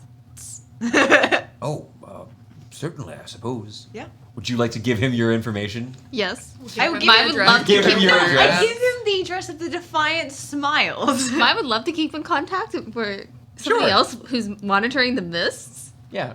Also, I didn't know you know about star maps. Yeah, I monitor the mists every I have night. questions about They're star maps. fascinating. I had a vision once in which I saw a star map I can't comprehend. It stopped growing about 6 months ago. The mists. What? They're no longer growing. It appears that the have reached some sort of apex and are slightly shrinking. Because of the falling. Presumably because they are falling. There was the rates with which bleeding gems had fallen from the sky had been was nearly nothing, and then passed. Who did you hear those rumors about the weird magical abilities they're giving people? Well, I mean, a lot of the materials I need to do my work require very particular sorts of smithing and artifice, and the kind of folks I go to purchase from also work with all sorts of mercenaries and heroes, and you hear all sorts of stories from those sellswords about strange magics. Half of it is lies, and the other half is exaggeration. But somewhere in the middle, you find bits of truth. Interesting. Plus, having my own collection to test with is quite fun. And you said they're associated with the elements, like the emerald was with the wind. The emeralds are the most closely associated with the classical elements, but they're all strange. I spoke with a colleague of mine, a wizard at the Royal Academy, who found the entire theory perverse and not aligned with the 8 school theory. What is the safest gem to cast Identify on? Oh, you know, there's 8 schools of magic. I know. Oh, I've not seen any adverse reactions to those sort of magic, so I would not recommend exposing them to terribly large amounts of raw elemental energy. So, for example, don't have a fire elemental swallow one. Can we leave the room with the telescope and I can identify an emerald? Sure. What sort of information are you seeking using this spell? I would like, in 90s jazzercise kind of energy, I would like to know basic magic properties of this particular item, what school of magic it may be most closely associated with, any basic, could be tied to castable spells kind of abilities that it may have. Identification doesn't seem to be the perfect spell here. Make me a spellcasting ability check. It's your intelligence plus your proficiency. However, you do gain quite a bit of information. Because this object is not, as far as you can tell, enchanted. 19. A 19. This object appears to be roughly in its natural state, Okay. bearing these qualities. Just out of curiosity. It is not the result of a spell. Okay. However, it's organic. Well, you do not sense that this thing is crafted. This isn't a jeweler who then casts a spell on a gem. That doesn't seem like, it doesn't look like that through the spell Identify. What you can't help but notice, though, is it does bear small remnants of conjuration magic that were at some point applied to it. A trait that is strange. You've never got to examine one of these gems this much, have you? No. No, I have not. Thorn swallows them. What are you doing, Clella? Opening up the PHB to a map of the plains. I'm going to ask you. To put it away. I will tell you. That is not for our setting. That is for the Forgotten Realms. I know, I was just looking at some of Oh, you're allowed to look at it. I just wanted to let you know, just to take care because it isn't us. Yeah. Cool. Did you have further questions? Did you want to talk with Notorb? I'd just like to share my findings. Conjuration's probably from the rift. The rift? Yes, I believe I mentioned I've been studying the rifts around the mists. Pockets of,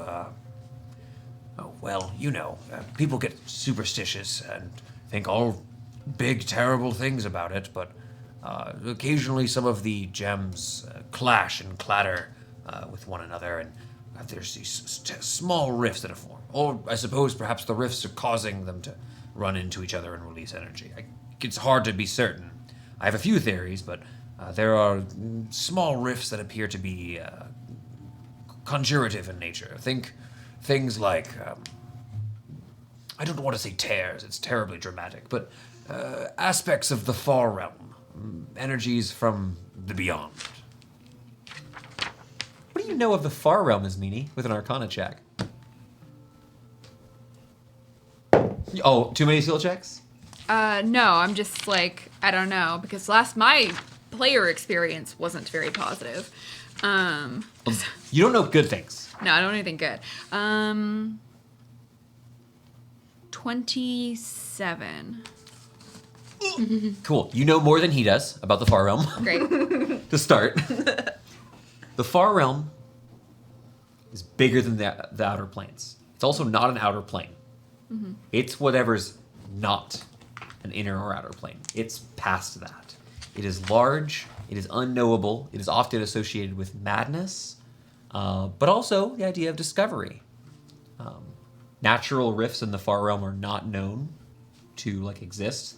It's somewhere that's pretty much accessible only by incredibly powerful wizards.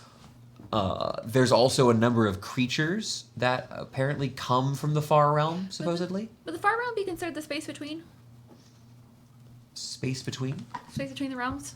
No, that's the Astral Sea. Astral Sea you can get to. That's easy. Okay. This is kind of the opposite of the Astral Sea or the Feywild in that it's the hardest to get to of the planes that you would know of. Okay.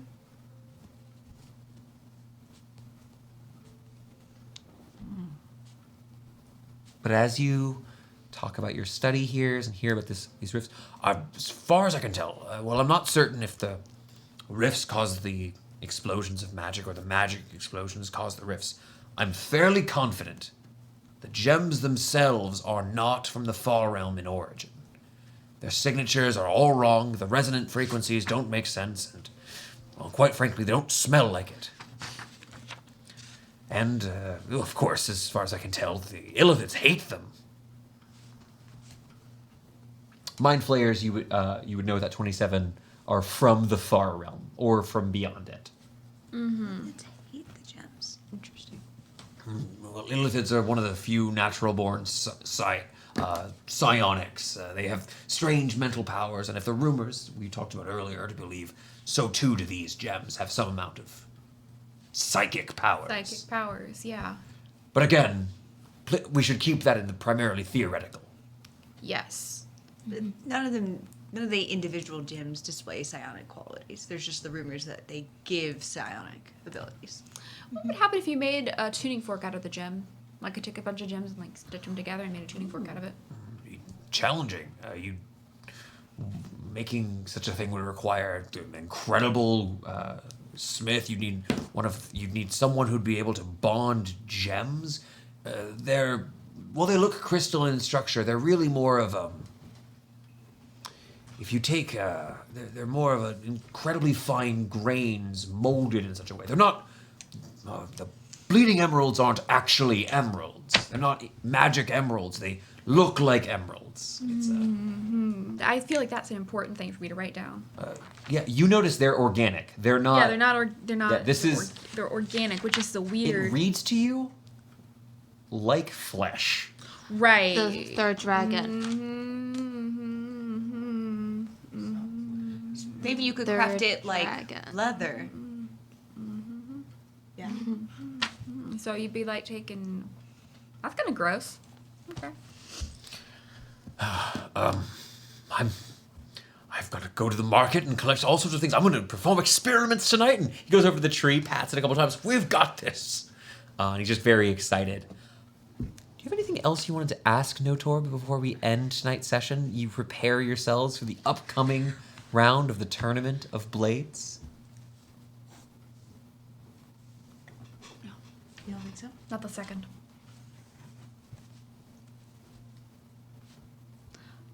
Sorry, can you repeat your thing? I was asking if you had anything else you wanted to do before we end our session with Notorb. Because you've got you've got the dragon round of the Tournament of Blades. I want Second to talk blade will to challenge. Jam, but that does not happen today. We're out of time for jam tonight. Yeah. Cool. No worries.